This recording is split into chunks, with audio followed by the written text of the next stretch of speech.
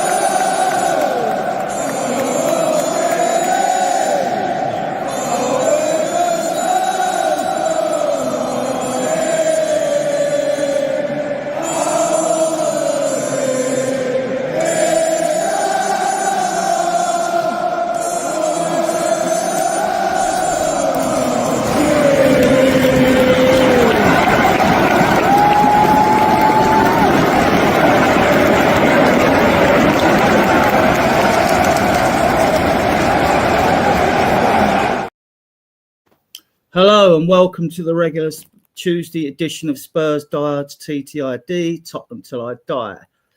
Tonight we'll be discussing, obviously, the Man City game. We're milking it for all it's worth, right? And we'll be doing a preview of Roma, but there's also some other things we need to talk about, Vicaro's injury, and the issue. We're going to start with the issue of Bentancur and his suspension. But first, I'll introduce my guests. And by the way, welcome to those who've joined us in the chat. I'm sure more will come. So let's welcome Jack, making his debut appearance on Spurs Diehards. Hopefully it's the first of many. How are you, Jack? You're on mute, Jack, I think. Not off to a great start on the debut, Adrian, but good to have. Good to be here. Thanks for having me. Like you say, hopefully I can play well enough that I can be featured on once again. Maybe not too many mutes. I'm sure you'll get a joint man of the match performance. That's okay, diplomatic there. And Brad, who's been a regular friend of the show, has been on a lot of our shows. How are you, Brad? Oh, I'm good, thank you. Yeah, still basking in the glory of Saturday night and still trying to get my head around it. Yeah, we're going to cover that in great detail. First, I want to start off with this. Spurs appeal Bentancur's suspension. I brought up the fact that this is unjust in loads of groups, that Bernardo Silva was fined 50,000 and given a one-match ban for comparing Benjamin Mendy, a fellow player at the club at the time, to a chocolate caricature. To me, it was clearly skin colour racism, much worse than Bentancur's flippant remark. You know, and I'm going to throw a picture up now and get my guest to talk about it. This was it, right? I shall lose this... This was the picture he posted and withdrew, yeah? And you can see, like, it's two laughing emojis next to Guess Who, which is, to me, this is no laughing matter. It's serious. And then we've got a young black boy and then the chocolate caricature.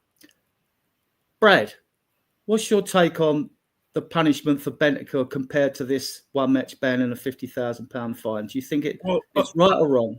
I think last week I made the point that they apparently what Bentancur did, they have a 6 to 12 match ban is like what they're looking at, and they thought, well, we'll give them 6, we'll give them 7. And I think I said at the time that sets them up to give an amazing amount of bans or longer bans for stuff that's going to be far worse than Bentancur. Now, don't get me wrong, what he said was wrong, and he did deserve some form of punishment.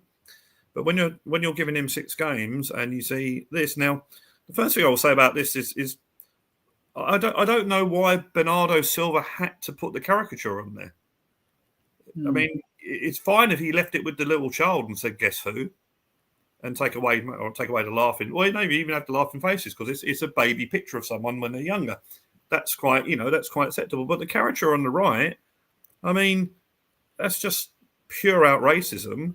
The reason why Robertson Jam took out took off the golly from their their label and that sort of thing, and the toys you used to get many years ago. So I don't know when this. I can't remember when this came out. I do vaguely remember it. I can't remember when it actually came out.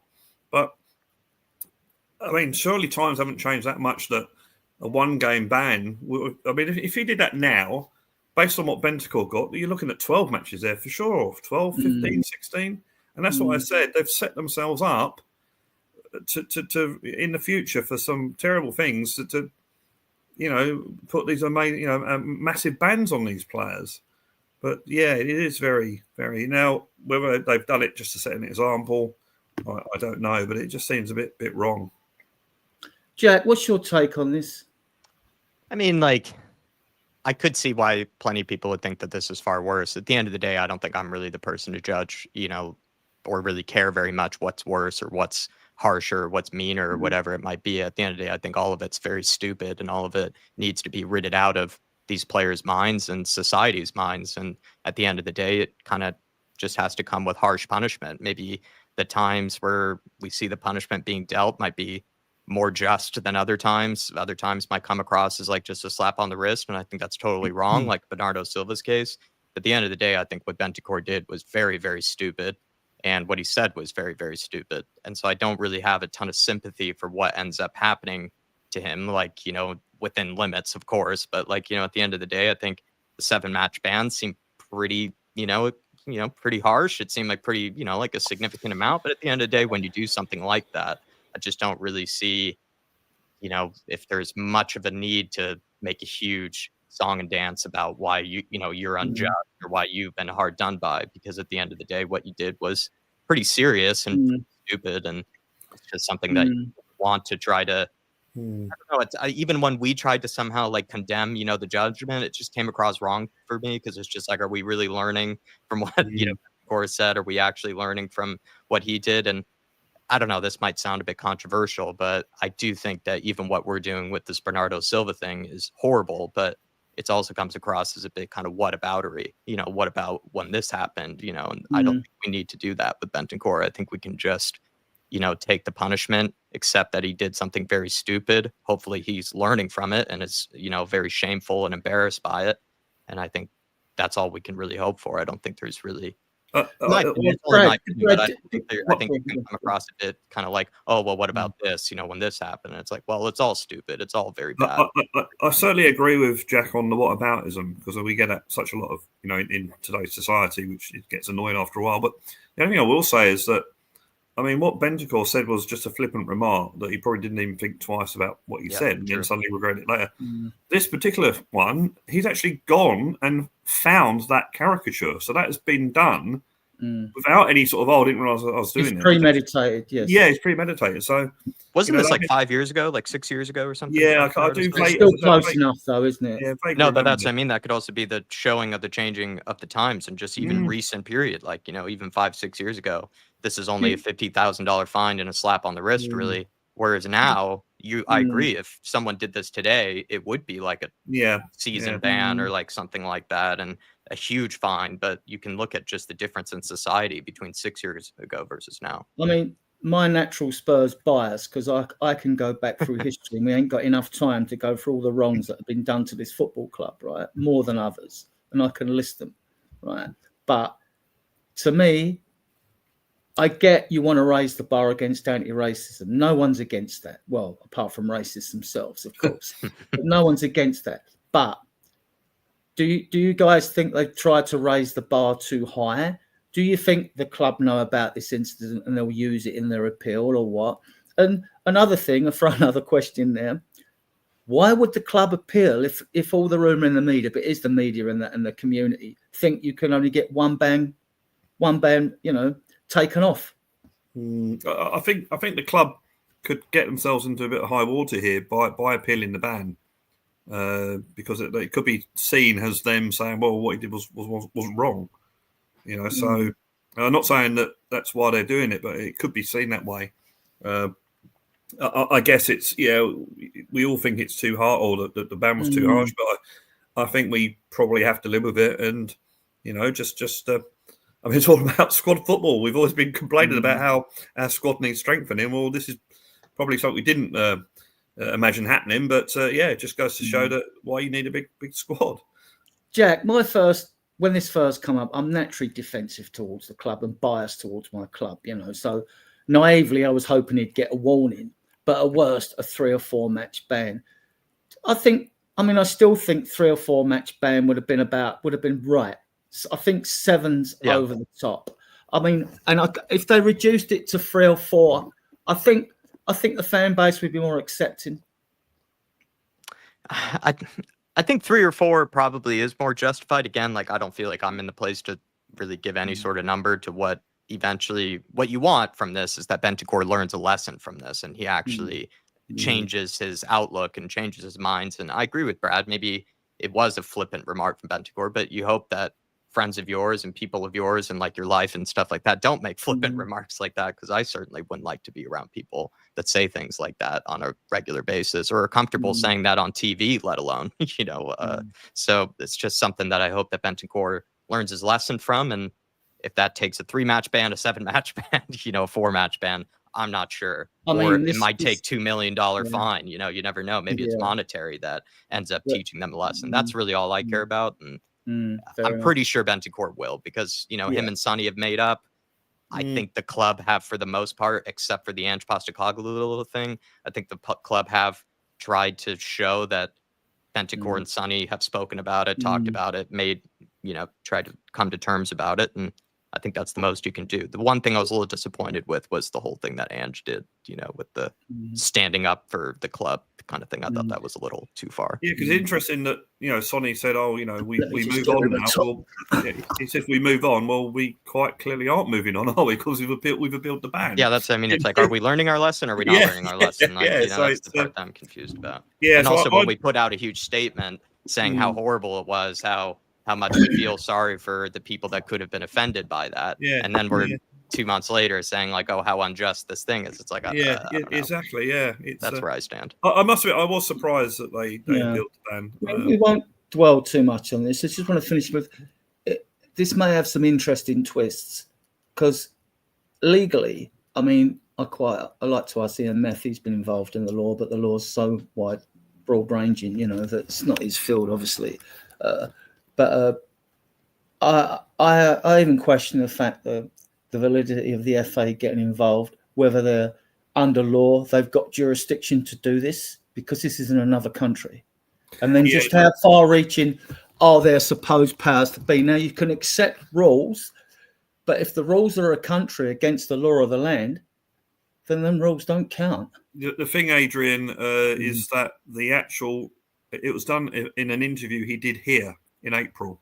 It was only published in June when he's on international duty. So that's why the FA have got jurisdiction over it, because it's was the interview here? I didn't know that. Yeah.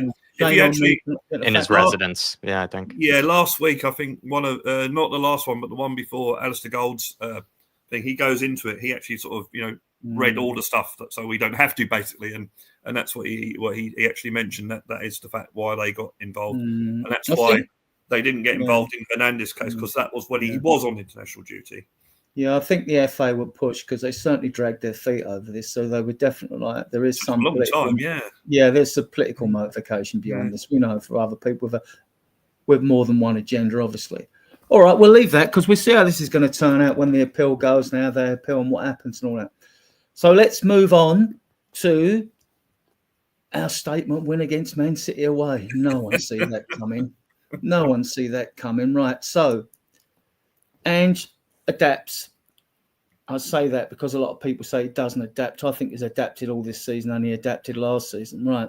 A return to a midfield three of Basuma, Sarr and Maddison that started the first 10 games last season with Kulusevski on the right wing. Has Ange adapted, Jack? Have you seen him adapt this season in other games or even through last season? Yeah, I've seen him adapt in multiple ways. I think defensively for McGecko, I think this season we've actually looked more organized. We seem to have less of a chance of being, we still offer the threat of being countered on. I think we always will inevitably, but it doesn't seem like it's as easy for teams to just break through us right through the midfield or long ball over the top and automatically, they're in with numbers. I think that was more the case last season than this season.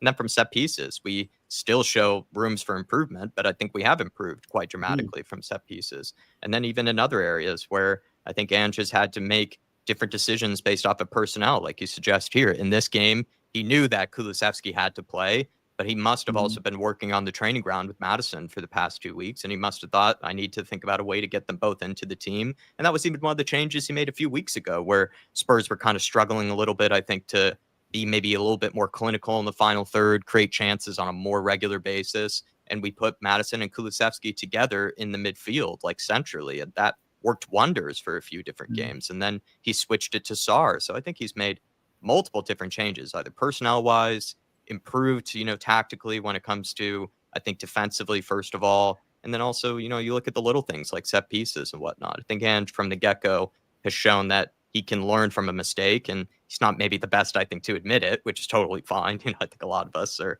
that way at times. I think Ange will be quite stubborn, maybe at first, when being questioned about whether he got something wrong or not. He has a bit of a defense mechanism, but I think he has shown that he will make those changes. He will make those adaptations, but sometimes I don't think they're as significant as people think. Like the big debate was, oh, did he switch to like a low block, counterattacking system for the last game? By no means was he doing that. And the only time in which he maybe even, I don't even think it was ever in its mindset, but I think the team maybe started to sit a bit deeper once it was like the 60th or the 70th minute and they were 3-0 up, and Man City were inevitably going to try to push and push and push you back to your own goal line. But we were still doing offside traps. We were still trying to, push as high as we can when we had the opportunity.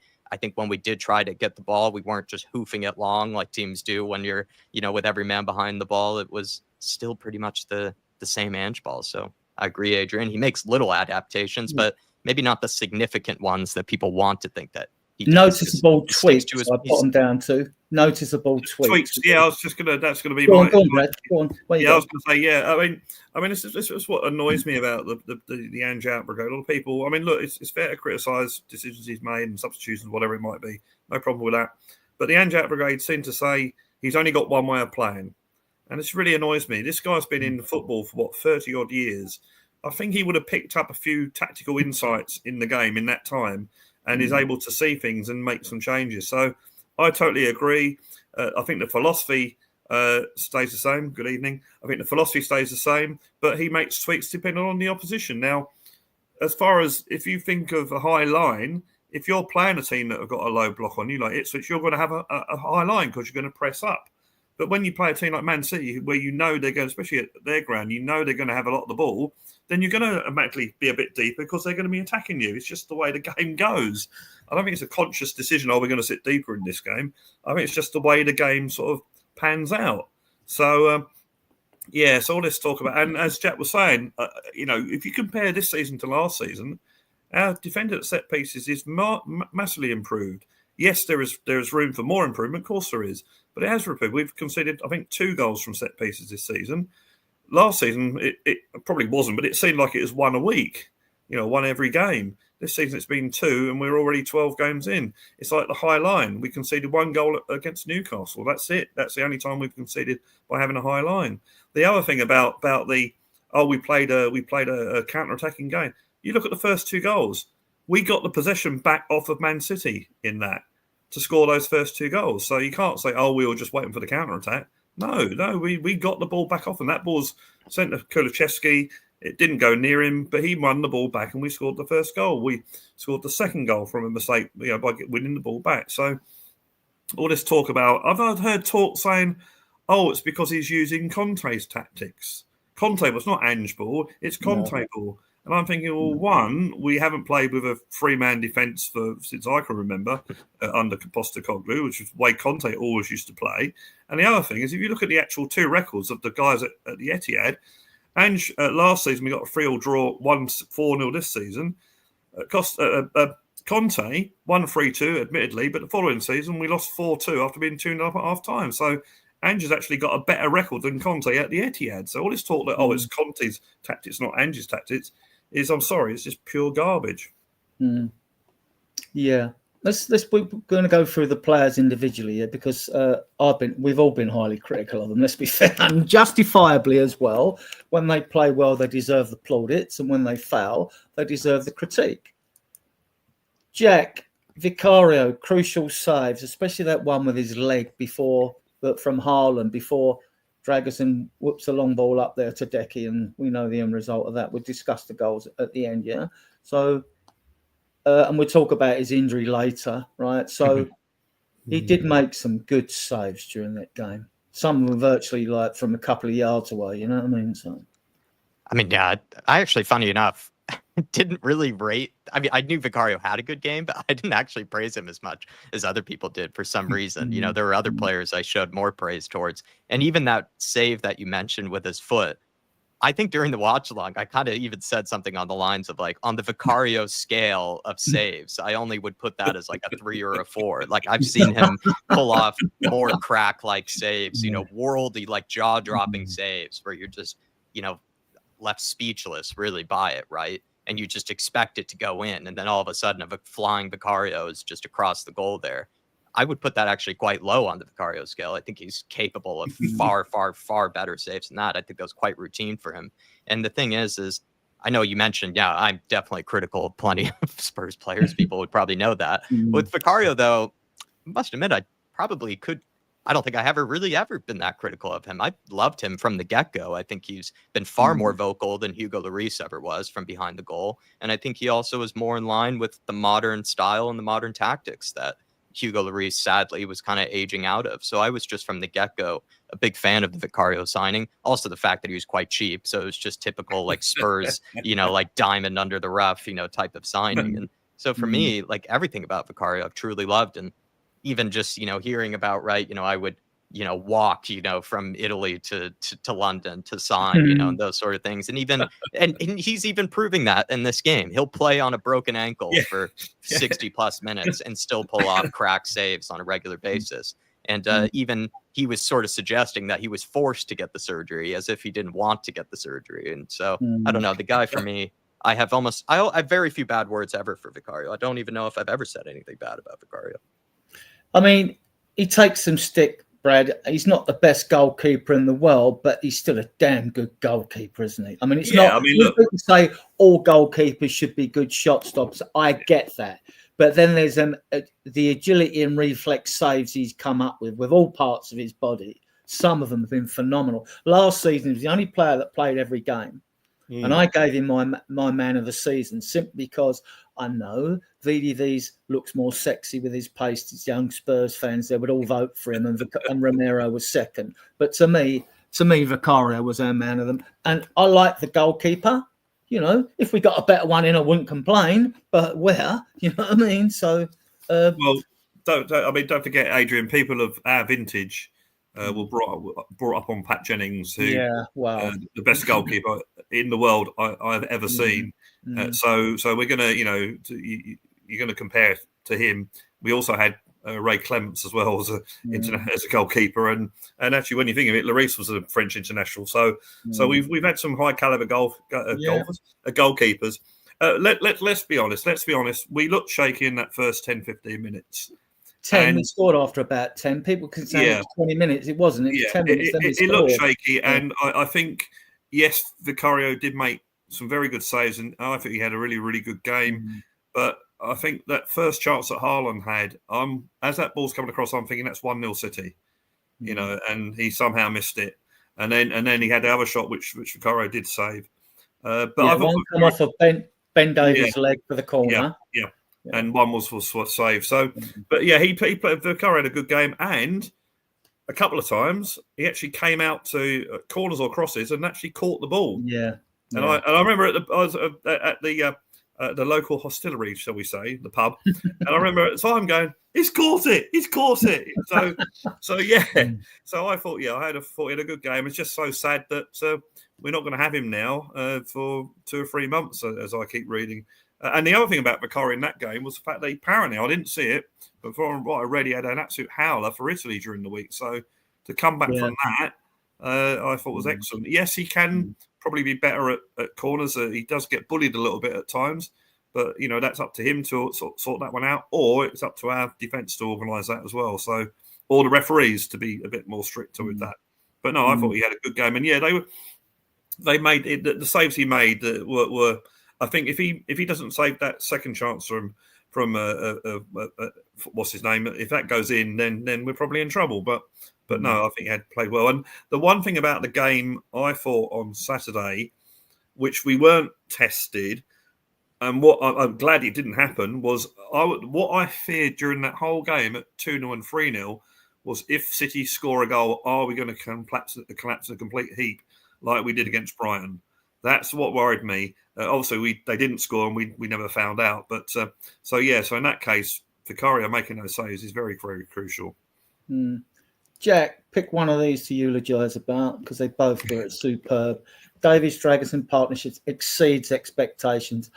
I've got to admit, I went into the game a bit nervous because the way our back five has been, the schoolboy errors we've given away recently. I mean, I thought, but that glimmer of hope in the back of my mind was the fact that, well, now we've won 28 games against Man City in the 32 years we've been in the Premier League, and that is only second to Everton on 31, and West Ham are one behind, I think, on 27. Wow. It's it's freaky, isn't it? Mind you, Man City weren't always the team they've been over the last 10, 12 years, you know what I mean? So back then, so that probably plays a part on the stats because stats are not an exact science, as we know. But these two, Davies' maturity helped Dragerson, or do you think they just were both on top of their game Sunday, sorry. See, I'm still there. You're on mute, Jack. Did it again. Sorry, Adrian. Adrian. It's allowed. Strike number 2. With Ben Davies, that is someone who I have been critical of in the past for sure. And I have no bad words for him whatsoever this season. He has been hilariously, maybe even debatably, our best center back, probably, in any of the games that he's played. Van de Ven has made mistakes as much as I agree. He's the sexy maverick, Rolls Royce center back. He has had some errors this year, I think, that maybe we like to gloss over just because everybody loves him. Romero, probably less so. I think there are some people who are fans of him and some people that aren't fans of him, but he has also made some crucial mistakes. Ben Davies, I can't really even name an actual mistake that maybe he has made to lead to a goal. Maybe there's always a time here and there where he's not always the most sure, but I can't even say that. I think most times when there's even been danger, he's actually saved us from danger or put in a crucial block or even passing out from the back. I think he's been very, very tidy on the ball. He actually picks out really good passes that aren't just sideways, kind of relieving pressure off to somebody else type of thing. Honestly, Ben Davies, it's we've gotten a whole new player this year. And if this is going to be his last year, fair play, because I think this is a great way to finish it off, to be honest.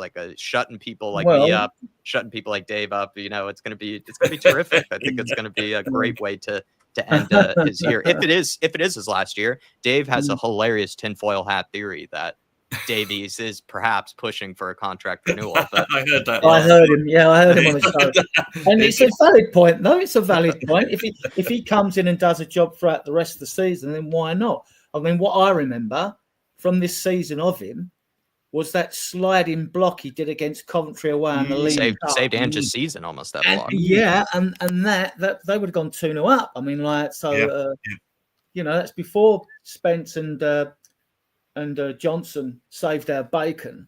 Yeah, so Dragerson then, Brad.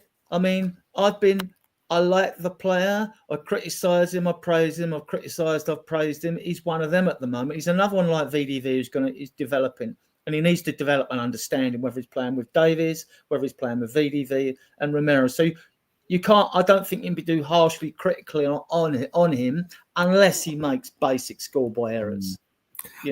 Firstly, just my point out that when Danny Rose was injured when we was playing the season at Wembley, Ben Davies was our regular left back, and he had the most assists for a fullback in the league that season. So I just thought I'd push that point in there. And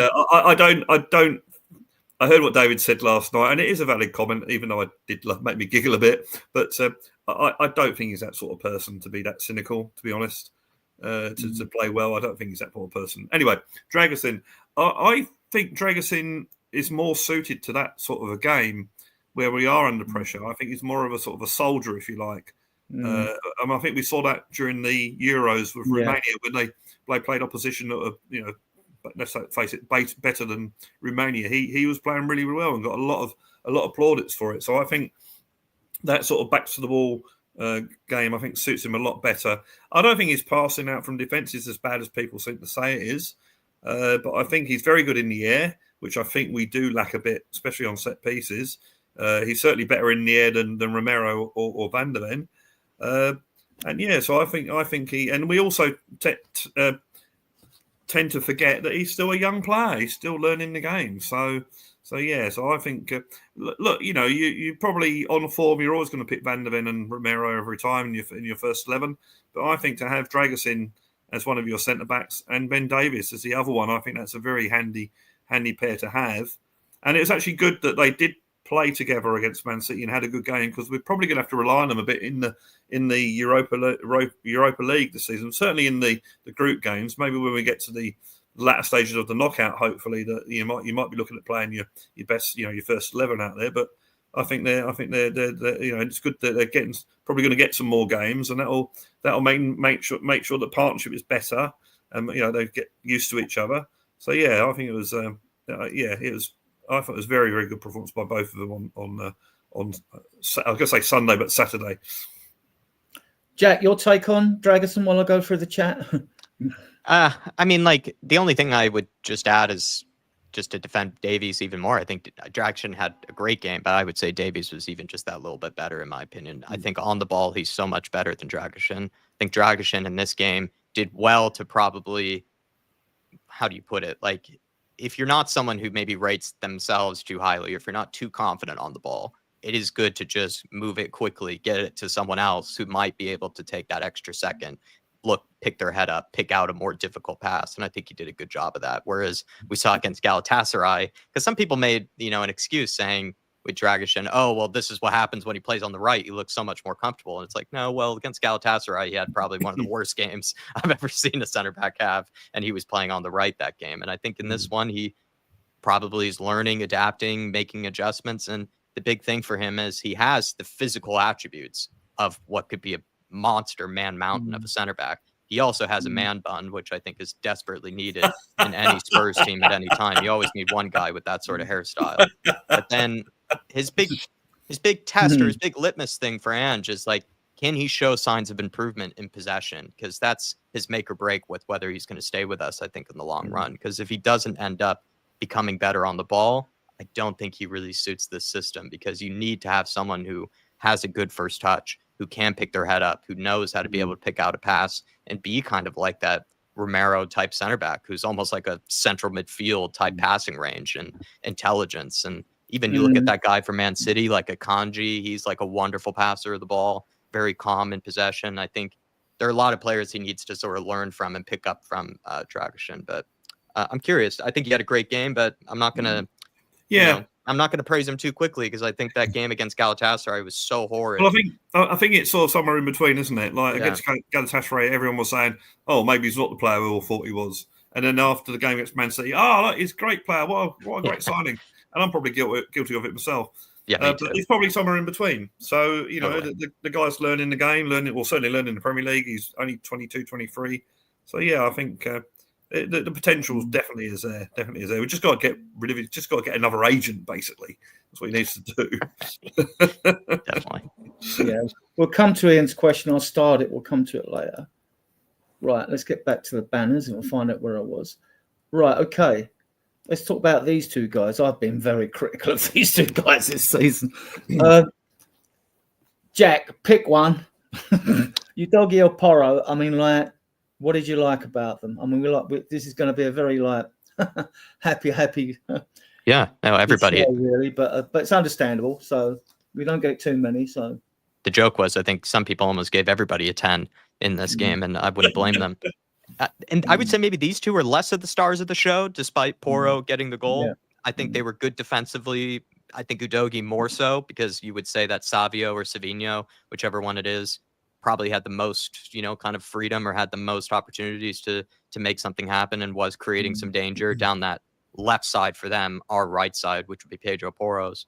And I think there were some sketchy moments down there. And maybe that's what I mean. I just felt like the left side, Davies side, Udogie's side looked a little bit more secure and had fewer chances, I think, really given up over there than over on that right side. And Porro, though, exceptional we know, once he is in that moment, when Solanke squares up that ball there, I think you could actually just turn around and just sort of look away because you know it's going in the back of the net. He's probably one of the well, best. you know, it's going like an Exocet missile. You don't necessarily know where it's going, but it's going to go hard where it's going. You're afraid the goalkeeper might have to see the dentist the next day because it's just going to be absolutely walloped, right? And it was beautiful image. Even the image of like it sort of curling into the side net, I just thought was gorgeous. But I don't know, Adrian. I would say Udogie more defensively solid. Porro probably more attacking impetus in the game, but I think they were less of the stars of the show, to be honest.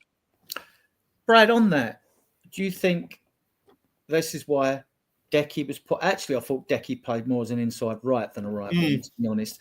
But did you think the reason? I mean, I did pose quite a few times that I thought because we were away at City, I thought Decky would be pushed back out to the right. It was just a question whether Maddison played or, whether he went. I expect him to go as Sarr and Basuma, but he could have even put Bergvall in there or even Gray as well to really stiffen it, but he didn't, And so do you think Ange cared about that, or just think he just thought Decky in for his, out there because he would give Porro more protection, or do you think on the day Porro didn't need any protection? For a start, I think if you look at the 11, it was basically Maddison for Johnson, wasn't it? I think on the night, if you look at it that way, I think that was forced through necessity because Johnson had a couple of games playing for Wales and scoring again, as I hear, whereas Maddison's been basically at the training ground. So from a certain fitness point of view, it sort of made sense to use Maddison. And then obviously Johnson with his pace is going to be quite handy later on in the game when Man City are retiring, as we saw perfectly. A perfect example was when Werner came on and actually just left one of the quickest players I've seen, left him for dead. So, he'd been playing for 90 minutes, but it worked. As for the two, I think I agree with Jack. I think Porro is better going forward, as some of his goals have shown. And Udogie is a better defender. It's interesting to note that we've had criticism, and rightly so, for conceding goals from crosses from their left, our right. And you'll notice that the two chances that Haaland had from memory came from Porro's side of the pitch. So I think he needs to work on that. Maybe that's just a tactical thing that'll come on the training ground. But certainly as an attacking prospect, I think he's certainly a good plan. I have to make an admission here, guys. I was actually in the toilet when he's got the third goal. So the funny thing was that there was a table. You have to walk past this table to get to the toilets at the pub I go to, and that table was full of Arsenal supporters that I know them and they know me. They know I'm a Tottenham supporter, and I'm in the toilet and I hear a massive cheer. Yeah, and I couldn't work out, is that Man City equalising or getting a goal? Was that us? And I walked out and I looked at the scoreboard and it had Tottenham 3. And I said in a really loud voice right near to them, 3? We're 3-0 up. Wow. So, that was one of the great moments. But I obviously saw the replay. And, as Jack said, you know what's going to happen when Porro gets the ball. It's going to go like a cruise, not a cruise missile, like a tracer bullet. That's it, tracer bullet. And he took it really well. And full marks to Solanke as well. He got the ball and had the vision to pass it to him. Good point. Yeah. Jack, Basuma and Sarr, midfield pivot, solidity. I mean, I thought they were fantastic. I thought at times Sarr's doing enough shielding players without actually making tackles and all that. He's by far our best midfielder last season. He played more games than anyone else. And he's been given his chances this season. He's taken it with both hands. Same with Basuma. He's looked a lot better, as if he knows like his place is under threat. We know when Bentancur comes back, it won't be Sarr that gets out of this midfield. It'll either be Basuma or whatever, or even Maddison. You can't leave Sarr out of this team, in my opinion. You on board with this or? Completely agree with you. I think Sarr has become once again practically undroppable from this team, kind of like he was last season to a degree. Last season, I think he was given probably that consistency tag when a lot of players you wouldn't have been given that tag. There were kind of some drop-offs in form, whereas Sarr, I remember, was one of the more consistent players of last year. And funny enough, with this year, he kind of came into it like a slow preseason. A lot of us who, of course, we all, especially myself, we all overanalyze because we watch every game, we see every minute, we see every single micro detail. And a lot of us kind of in the beginning of the season, we're thinking, what, SARS kind of looked a little slow, at the beginning of this preseason. And even I think it was for the first couple of games as well, he didn't really strike us with a ton of, confidence that he was going to be cracking into the first team, straight away again. But once he got his opportunity really to take that spot back from Madison, I guess, because what it was before was we were doing that 2-man midfield of Kulusevski, Bentancur, and then and Madison together, and that kind of funny trio. And I thought it really worked, and I actually really liked that setup. But Sarr came in, and I think it was probably because of the Europa League form he was playing so well in, and he's just taking it with two hands, and he's kind of just offering everything. He wins the ball back. He can hold the ball up for us because he's very strong. He's, despite being skinny, he's definitely a very strong kid, the way that he handles himself. He's able to pretty much be everywhere, cover so much ground. And then also he offers that goal threat. He's making late runs, able to shoot it from distance, and he can pick out a pass, when the opportunity rises. I just think Sarr is turning into that complete midfielder this season. And nice goal against Man City in the League Cup. And I always want to look at these videos, and people say, "How can you look at the videos? Players always look good." I say, I look for midfielders and attackers. I look for players with vision who move the ball quickly, can make things happen. And this kid's got vision. He picked out Sonny for that fourth goal, didn't he, with that forward pass as well. It's not the first time he's found people with passes like that, And sometimes he might be the passer to the assister who passes for someone to score the goal. I think he's an unsung hero. I don't think he is fully appreciated, but he just seems to me, he's got a maturity beyond his years, and he just seems to. Absolutely. And he's got such a high ceiling. Anyway, okay, that's fine on the midfield. Can I just make a point about Basuma? Full credit to Basuma. What a game he had, considering he got booked within 15 seconds. Yeah. My heart sank. It's the most ridiculous booking I've ever seen. My heart sank when that happened, because I actually said at the time, I don't think Basuma's going to last this game, because I can't see him going without getting another yellow. I don't think you were alone in that thinking. He proved me wrong, and I'm so glad he did. So that was an amazing performance from Basuma in that respect. And as the star, I think you said it last week, Adrian. The Earth is covered by 70% by the Pacific, and the rest is by Sarr. He's everywhere. 71% water, and the rest is covered by Sarr. Yeah. Sarr, yeah. I remember during the first 10 games of last season, when we were obviously going to win the league, and it was it was the best Tottenham team ever, and blah blah blah blah blah. I remember thinking that we had he had a twin brother out there, because he just seemed to be everywhere. So yeah, I think we got a very good prospect there, and again another young player. The potential of this side is very good, I think, and I think we just got to give them time. We've got to give the manager time and all that sort of thing. But anyway, and Jack, intelligent awareness behind the other players, because when there was that bit of the bust up amongst the players, Basuma rushed in, and you had our players pushing him away and keeping him out of trouble, because he would have got a red then. You know what I mean? So I thought, saying about you guys are thinking for a change. You know what I mean?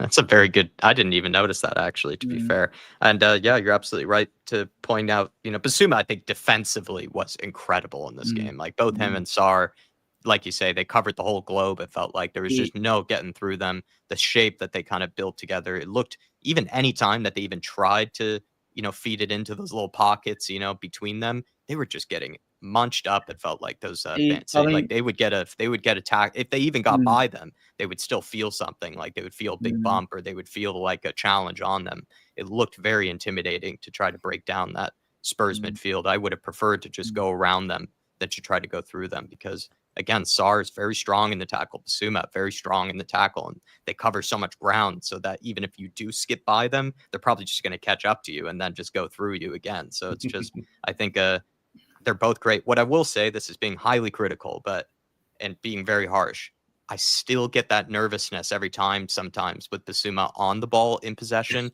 He still has that touch that will be 20 yards in front of him when you don't need it to be. Or even there was that moment where he passed it back to Vicario, and it passed it back and hit him in the head. I remember at one point, and it almost was an own goal, nearly. And you're just like, he doesn't have the same tidiness, I would say, that Bentancur does. Bentancur, much tidier footballer, but Basuma defensively was one of the best defensive performances I think we've seen from a midfielder. And they both got very good songs as well. So, and Brad, he does wander with the ball, and he keeps it as if he doesn't want to get rid of it, or he doesn't release the ball, and he sometimes even wanders down out to the wing, you know. And I'm looking like, who's moving in the midfield to take his place, you know? I agree. But he has got, as far as playing at the back, we haven't got a number 6. People keep saying Bentancur and Basuma. You know, well, it all depends on what your perception, a fan's perception of a number 6 is.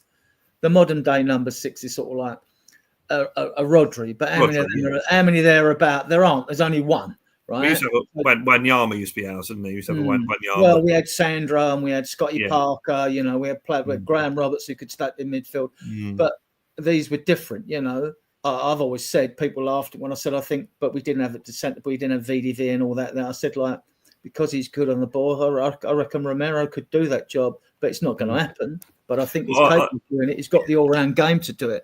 But I think Andrew would say, and I think he probably has said actually, he says, you know, number 6, number 8, number 10, what? No, we don't have that. We're just 3 midfielders. I think that's what his answer would be. But the young kid at Westerlo, Vuskovic, he can play as a number 6 as well as a centre-back. So he's one to watch. He'll be coming in January. Right? And I think Archie Gray could do that number 6 role. Yeah. And Ange did say, which alarmed me a bit when we were depending so poorly in some of the recent games, because he had previously said, I don't want to bring a centre-back in because I don't want to block the path of Ashley Phillips or Luka Vuskovic. He's actually said that. Well, fine. But then when you start playing badly and conceding loads of goals, it's not encouraging, you know. So, but, you know, if Davies and Dragusin, we haven't got those problems, we'll discuss goalkeeper later. Right, we'll move on. This guy's took a lot of criticism this season, and rightly, some of it rightly so, some of it I think's over the top. Brad, he was fantastic. Look, he's a very good player. You know, if you look at our team last year, the first 10 games, Maddison and Basuma were the undroppable players. And I used to think, how are we going to do if they get injured? Maddison's a very good player. I mean, Maddison at last is starting to score some goals now, and the 2 goals he scored against City were excellent. In fact, they reminded me of the goals he seemed to always score against us when he played for Leicester. You know, so he's a decent player, and I think that decent players have drops in form, and we just haven't seen the best of him. And I think maybe it was the fact he had an international break, bit of time to think about it. You know, maybe him and we hear that he had a heart-to-heart with Ange, or they both sat down and had a chat. Maybe that was a reason. You know, maybe he's slightly unhappy there for a few games. But no, he's the player that we knew he could be against City. And we've always cried out for a player like Maddison, you know, that creative player, probably since Eriksson, I won't say left, but since Eriksson sort of lost his pomp, we needed that sort of player. And everyone used to say, Maddison's that player. And I think he showed that on Sunday, that he's just a very, very good player. And yeah, we just got to hope. And that's just the thing with Tottenham Hotspur at the moment. And I'm sure we're going to talk about other games coming up, but it's consistency. It seems really obvious, but it's consistency. And when we get players like Maddison consistently playing like that, and Basuma and Sarr and everyone consistently playing like they can, then we're going to see this team progress. But no, he was very good and took his 2 goals absolutely brilliantly. And it's almost like, I'm not sure whether I imagined this, it's almost like when I've seen the second goal back, it's almost like he sort of whispers something as he goes past Sonny. You know, it's like, you know, when they played the 1-2, but that was, you know, and he just took his goal really, really well. Very similar, actually, when he got scored against, I think, Brentford. He did a little chip over the keeper, didn't he? So yeah, very, very good. Very, very pleased. Jack, was part of it down to, I don't want to take it away from Maddison, because we can say he'd done it in his own individual way with his own individual brilliance, which we know he's got in him. Was it part of the fact that, like, Kulusevski's inside right, Solanke's also working his socks off, keeping the Man City defenders busy, and then you've got Sarr and Basuma in the middle? Is this what brought the best out of Maddison? Or we know Maddison's got that sort of game in him, or would that be a bit unfair to him? I think you have to say individually he was superb on the day. I think he was playing, you know, we've been using this word a lot recently, Dave and I, because we've been playing some FIFA together, and he calls himself, you know, self-declared maverick. And I think James Maddison played kind of like that old school Maverick type number 10 midfielder where he was dropping deep, picking up the ball, even times when he was doing that to relieve pressure off of Davies or Dragishin, and he would be put under pressure. There was that one moment when he did like this little sort of flip flap kind of manipulation, of the ball just to sort of shake off his defender. And I just kind of thought immediately that moment, it was like, this guy really is balling out today. You can tell he just seemed so sharp from the get-go. It felt like at all like a wrong decision or a bad touch of any kind. Was just moving it, deep from midfield, getting moves started, finishing off moves as well, clearly, right, with the two goals that he had. He was making good runs into the box, dribbling by players, no problem. I can't even say he did literally anything. Wasn't like he was missing anything is maybe what I'm trying to say. He was creating, scoring, starting moves, ending moves. He got stuck in a couple of times. Like there was one tackle he even made that was very like defiant and almost like as if he really was going for that statement, like, sort of performance where he really just made a challenge into someone like Bernardo Silva or someone like Phil Foden and really like almost watched them like as they like fell to the ground afterwards and then like picked up the ball and then, drove with it afterwards. I just thought, yeah, like a real maverick out there. So as much as other players played well, Adrian, I think you have to commend him individually. I think it was individually an incredible performance. And if actually everybody else was playing poorly, it's almost that good of a performance. You wonder if he would have carried us to like a 1-0 win or a 2-0 win or something like that. I think I do. I've said this many times. I do like the idea of Maddison and Kulusevski playing together because I think Kulusevski just adds that bit of muscle, and that probably allows him a little bit more freedom on the pitch. If you go back through Tottenham teams in the past, you look at Glenn Hoddle, he had Graham Roberts, didn't he? So I'm not saying Graham Roberts is a similar player to Kulusevski, but I think having those physical players in there, I think does really helps the more or the less physical players. I think it helps their game, and may continue. Jose, you have the link on WhatsApp. You're welcome to come on if you want to. If you're busy with family around you, we understand, yeah. But you're welcome to come on. You've got the link in the WhatsApp group. So, Jose, right, hologram, EMF, good man, fellow co-founder, good host. Right, let me go back to the banners. Who's class? Right, Jack, Tyler's, Kulusevski, Son and Solanke. I heard some people say, "Oh, Sonny," they were still going a little bit on him. I thought Sonny did well on the left. I thought he did well personally, but that's just my opinion. Jack, are you muted or are you all right? No, yeah, I'm all right. Sorry. Yeah, Tyler's, Kulusevski, Son and Solanke. I think all of them played well. Again, like even though I said earlier, Poro, Udogie, those guys were, brilliant. I'd say with Sonny, maybe just again less a star of the show if you wanted to put it that way, but still had a very good game. Even the pass that he made for Maddison in Sonny's case, I thought was very intelligent because what he does there really is he probably knows, when he cuts inside like that, he is going to draw a lot of attention and everybody's all of a sudden going to panic and move over to that right side to try to make the block.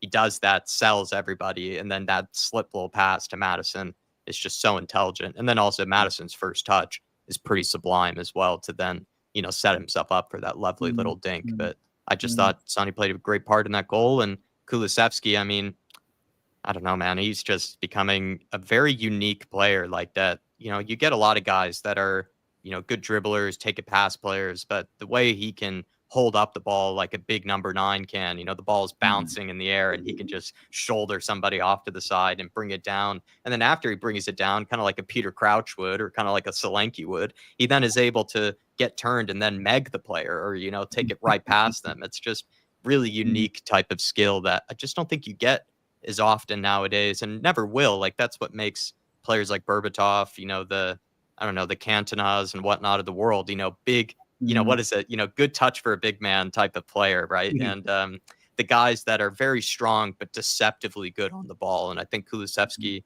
is that, and he works his tail off. He's just like Solanke, where he feels like these guys are going to be running Ironmans and things like that after they retire. They just are in such incredible shape and they don't really seem to stop running. They're kind of the embodiment of the really good modern players who are both very good in possession, very talented individuals. But nowadays, most good players, they have to work hard as well. And Kulusevski is by far embodies that.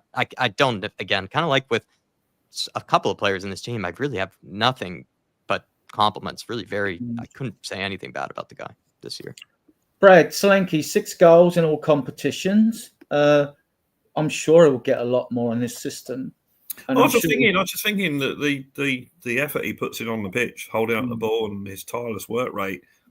And to be fair, if you 6 goals in 12 games, 13, 14, 15, if you include cup games, you probably would expect him to be scoring a bit more if he's our centre forward in the ideal sort of situation, how we play football. But I mean, the fact that he's playing so well and is doing so well, and yet the goals are still to come.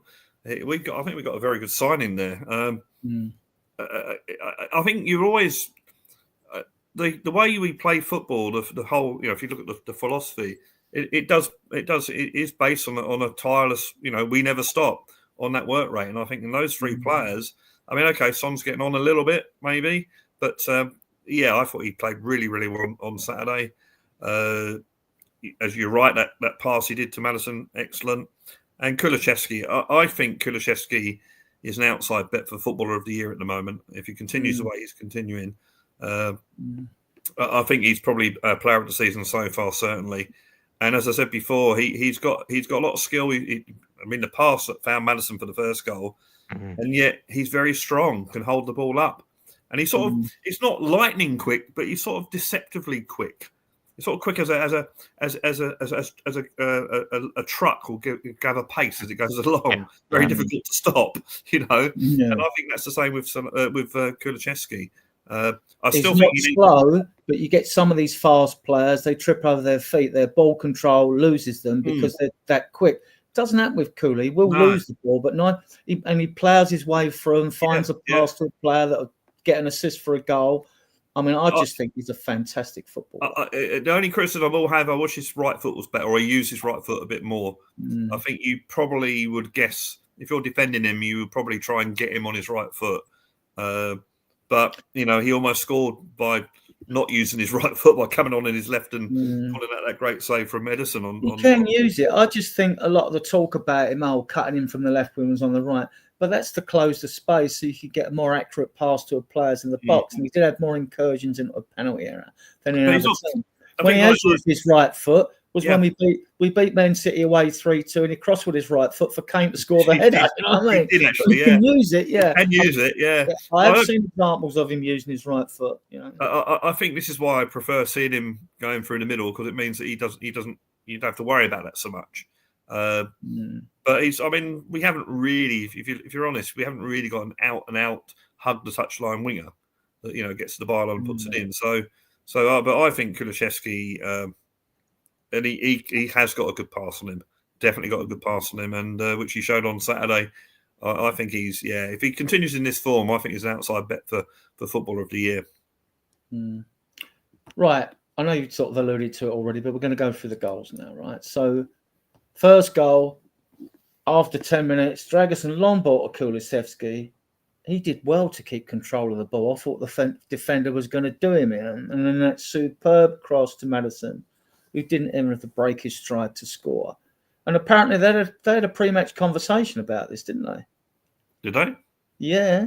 Apparently, he said to Kulu, if you see me coming, whip the ball in for me. Yeah, they had unless they were trying to be clever after the fact and make something up. But I don't think so. I think, and it was a late run by Maddison. I mean, he covered some ground.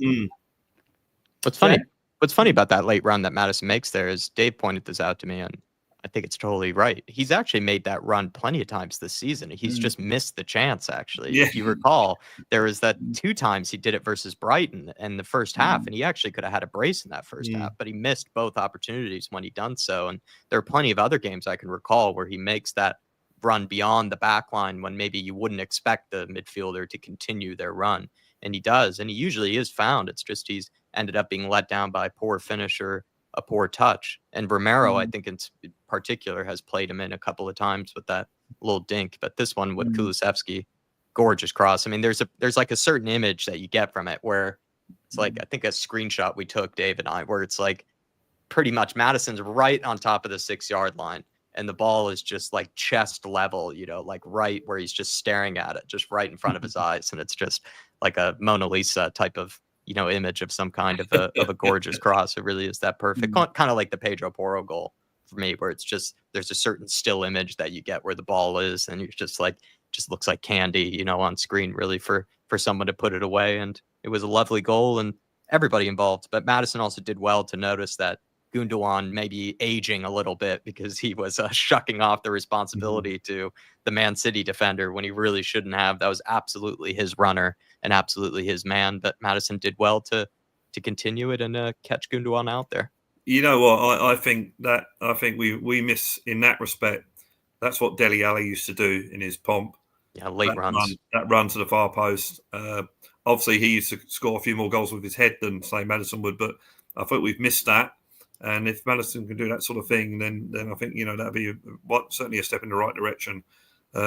And again, for vintage people like myself and Adrian, Martin Peters used to do it as well. So yeah, I think, and it's just that's what you want to see from your players. You want to see them moving like that, don't you? You want to see them make those runs. And I think, I think that's what any team that plays well will do that.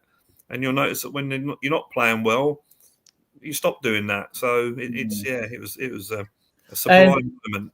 And no disrespect to our top goal scorer, Brennan Johnson, who's got 8 goals this season, but I doubt we're being able to hold off the defender in that situation. And I definitely doubt he wouldn't have put the cross in. Oh no, the cross. But I don't want to take it down on him. I'm just saying this is why I'm praising Angie's team selection. So, but Johnson will probably do something in a different respect during the game. So, but I think think about it. There's the ball to Kulusevski didn't actually reach Kulusevski. It went in front of him, and he managed to win the ball back off the Man City player. But it was still a good ball from Dragerson to put the Man City player under that sort of pressure, because that's what you want, and that's what the high pressing, what the we never stop does. It makes them top players at Man City have, and they makes them try and make them panic in that sort of situation. And Kulusevski did that, got the ball back, put a superb cross into. The whole move was superb, really. Let's talk about the second goal. This was delightful, actually, as well. I mean, Madison passes to Son, who returns the favour. When Son put that dink through, he just solved the whole Man United defence and opened up the goal for Madison. And it still weren't the easiest of finishes. No. He has a little touch with his foot, then he to the other foot, and then just chips. That was a quality finish from. It was a really hard finish, Brad. Yeah. Oh yeah. That's no easy finish, and again, I can see someone like Dele Alli doing that. So again, it's what we've been missing. And I think you sort of have to sort of pertain to it, that everyone thought Son was going to get on his right foot and shoot, which we know he's really good at. But he put the ball through to Son for an amazing 1-2 in the goal. But again, we won the ball back off of Man City in that moment. I can't remember, was it Madison who got the ball back or intercepted the pass? Bad pass, wasn't it? It was a bad pass. It was intercepted, wasn't it? Which again, as I said, high press you want to try and make mistakes, and that's what happened. We got suddenly within 20 minutes we're 2-0 up, and that's when I start to worry, because I'm thinking we should win this. If we don't, I'm going to be really disappointed. What, a Spurs fan, not confident when we're 2-0 up? Oh, second goal. As an aside, a friend of mine who's a QPR fan, was at the pub watching the game with us. And he just couldn't believe why we were so anxious. He's going, "Why are you anxious? You're 3-0 up. Why are you anxious?" We're all playing every single ball, Oh, no.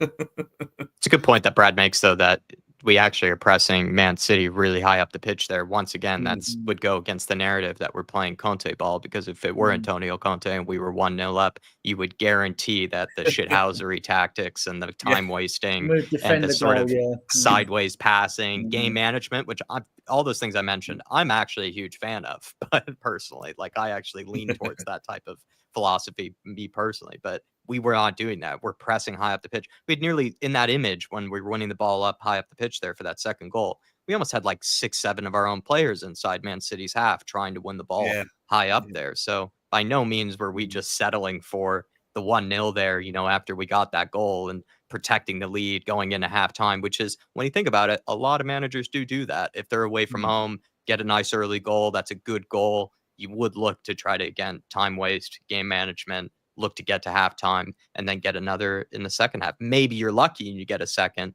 but you're not pushing for it like this team does. And I think that's a very key distinction. Pre-Conte, ever since I supported Spurs, we've never been a team to defend a lead. We would never push for a second once we got the early opener. Well, with Conte, but I'm talking about before Conte, the Tottenham. I mean, I don't like the Tottenham tradition, blah, blah, blah, but I Tottenham were never going to be that sort of team that was going to go 1-0 up, 2-0, and just we'll hang on to what we've got. All right, if you lose the last 5 minutes of the game, maybe, but certainly not, at half time. So, and I think it works in our favour because against teams like Man City, because they're going to attack us, and that leaves us. I always felt confident, as I always do when we go to the Etihad. I always feel confident we can score. Okay. And if you look at we scored 4. Last season we got 3. Even when we lost 4-2, we got 2. And the season before that, we got 3. So we always score goals at the Etihad, and I'm always confident that we're going to score goals there. The only problem, obviously, is how many we concede, which brilliantly on Saturday was we didn't concede any. So it worked even better. But I didn't have a bet on this time. I wonder what 4-0 would have odds on 4-0. 300-1. Was it? Yeah. Wow. I think so. Jack, should we drop Kulu for that miss? Because he had a good chance. It was a good chance. And he got through there, didn't he? So it's kind of part of Kulu's game, though. You would say that he ends up maybe sometimes leaving a little bit to be desired in kind of the final moment when it comes to a finish. He does everything else so well, but sometimes his shot, you could say, can be it's either perfectly placed or it ends up just being straight at the keeper, I will say. Whereas Maddison has, I would say, a bit of a better finish on him.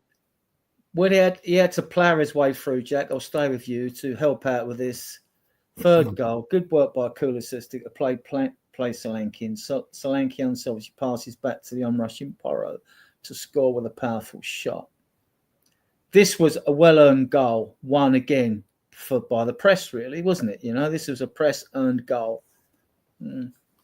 And Solanke, vision, not greedy. He could have tried to cut back. I've seen Son cut back and score against City in the Champions League from that sort of position, right? And under the goalkeeper, I thought was suspect when he conceded that one. But I think it was Edison. Yeah, but this was this. We've seen a few goals done like this by winning the ball. I can remember you Doggy winning the ball on the left and us breaking and getting a goal. Yeah. And you look back and it's happened about 5 passes later, then people forget the person who put the important tackle in to start off with. And then again, Kulu tried to slalom and plough his way through, managed to keep the ball and dink it. Some of the times when it happens in the midfield, I think, we're going to lose the ball there. But we don't always lose the ball. Sometimes we get it through to great effect. And I thought this was a really well-earned goal, and I hope the Spurs fans were feeling less nervous when the third one went in, unless they got memories of West Ham at home, 3-0 up with 8 minutes. Exactly, yeah, exactly. Otherwise, we're never going to relax unless we're about 6-0 up with 4 minutes of extra time or something like that. Yeah. So I think this goal might have been the best goal actually, because it has maybe it has a bit of everything, a little bit of that counterattack feel where yes, we are moving on them quite quickly from winning the ball back from that bit of pressure there. And getting it behind, which is always fun, gets your heart going. But then also just the calm collectedness of Solanke to make that pass, to make that decision. If I were in that position, I would have absolutely had complete tunnel vision, would have been, panicking, staring down the keeper, looking to probably blast it as hard as I can. And luckily, he's someone who actually has composure, which it seems like we don't always have in the final third. And Solanke definitely does in that moment. And it's a lovely goal. But I will say the other part that makes it pretty special is Kulisevski, to a degree, almost gives you a bit of a Messi vibe with the way it kind of starts off, because I think he pretty much beats about 4 or 5 Man City players, where it starts out with Gundogan and I think another midfielder on him. He megs Gundogan, shucks him to the side. Then it's Kyle Walker facing him, just touches it around him onto Sonny. Sonny plays that gorgeous first time little dink pass to Kulisevski. I think Akanji and Kyle Walker go colliding into each other, which was great. And it just had a bit of rewatch this goal, Jack. I don't know. Maybe I'm over dramatizing. Yeah, but I think it had a bit of a Messi feel where it's just, you get these pictures and you're 4 Man City players. How on earth do you get around that? And somehow we were each time. And that's what made it special. And like you say with Sonny, with his contributions, which I see some posts by some people, some fans, you think, I don't think you fully took in the game. Like, I mean, what about his curling shot, which the keeper pushed wide as well from Sonny? I mean, I thought that was going in. You know, I'm nearly yeah, I did. That's old school Sonny. That's vintage Sonny. And I think so many goals like that. I think we missed that. He doesn't seem to do that much these days. I mean, it's so good to see that. And yeah, it was a great save. Which was the goal where Ben Davies got? Maybe that was the fourth one where he intercepted the ball. I think that was the third one because it was pressure from Sarr. Yeah. Ball kind of gets tipped kind of towards Davies. Davies makes like a bit of a good clearance onto it because if he didn't get that clearance, it would have gone in behind. And then it bounces kind of in the air to Kulusevski. Kulusevski does that good work to bring it down. And then, like I say, takes it past 5 players. But you're right. I think that was the third goal maybe from Ben Davies, if I remember correctly. Because the fourth one is Timo Werner just picking up the ball and just running for the races. So I think the fourth goal is probably my favourite of the whole season, actually. The funniest one for sure. Right. Fourth goal, actually on the cake, when Walker hesitates, thinking Werner may cut inside. That's my take on it anyway. Instead, Werner burst past Walker, crosses low for Johnson to score running at the far post. Yeah, this is what we want to see from Werner, isn't it, when he comes on as an impact sub, and only to be used as an impact sub, in my opinion. But we talk about Roma later. He may start in that game. Go on, Brett. I think I said last night on your show, Jack, that when he came on, I thought this is an ideal player to have at this moment if he does what he can do just once. If he does it just once, that's all I'm asking. Just do what you do. Use your pace. Put the ball in just once. And he got the ball, and I'm just screaming, "Go on, Timo! Go on, Timo!" Thinking, please just do one thing right in your life. And he did. He got the perfect cross. Johnson went in. And at that moment, I thought, we've got this game. We've won this game now. But, yeah, it was a beautiful goal. It was the icing on the cake, really. It wasn't the winning goal by any stretch of the imagination, but it was the icing on the cake. And it just makes 4-0 just seems just so much better than 3-0, doesn't it? Really, it's just and then you saw and the other good thing about scoring in the second half at the Etihad is you celebrate. You see if you watch that one corner suddenly all jumping up and down and the players all celebrating in front, and I think by that time Bergvall was on the pitch. And so it's just an absolutely amazing moment in the game. Jack, Brennan Johnson, 8 goals, progressing underage. I mean, the doomongers will say he's just a tapping merchant, but I mean, like, you've got to get into the position to score the goals. It takes like awareness, intelligent awareness, and vision to look to where your winger is on the other side. Absolutely, and that's the thing with Johnson is he is by definition that player that is always at the right place at the right time. Is usually in the right area to score. And that is by no means a coincidence or by luck. That is a real skill. There are players that just have that. They have the ability to notice maybe where the ball might end up, from like a deflection or just, from a rogue pass or, maybe a parry from the keeper, whatever it might be. Johnson's just always there at the right place at the right time and just positions himself perfectly for when someone is there to just slide it across to him for an easy tap in. And yes, it might be a tap in, but at the end of the day, you have to put yourself in that area. And I think for the most part, most good players, they're usually one or the other. They're usually a good creator where they create chances for others, maybe pop up with a goal here and then there are guys that are goal scorers. I think Johnson falls in the goal scorer bracket. He's someone that has a good finish on him, has that composure most times, I think, especially this season, and just knows how to put himself in the right areas.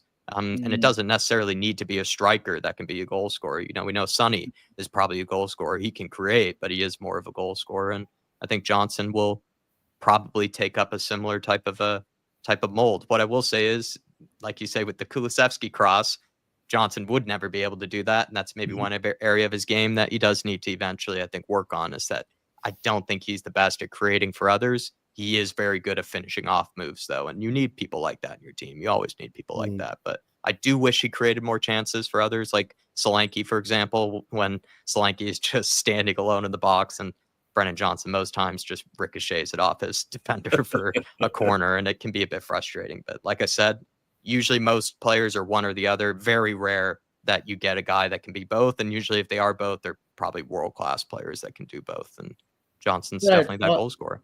Yeah, I was highly critical of Johnson. There's one player I didn't want at the club when I did go and watch videos at him. And last year, Jack made 2 points there about composure and good finishes, right? And I was looking at from him, we know Werner hasn't got that, right?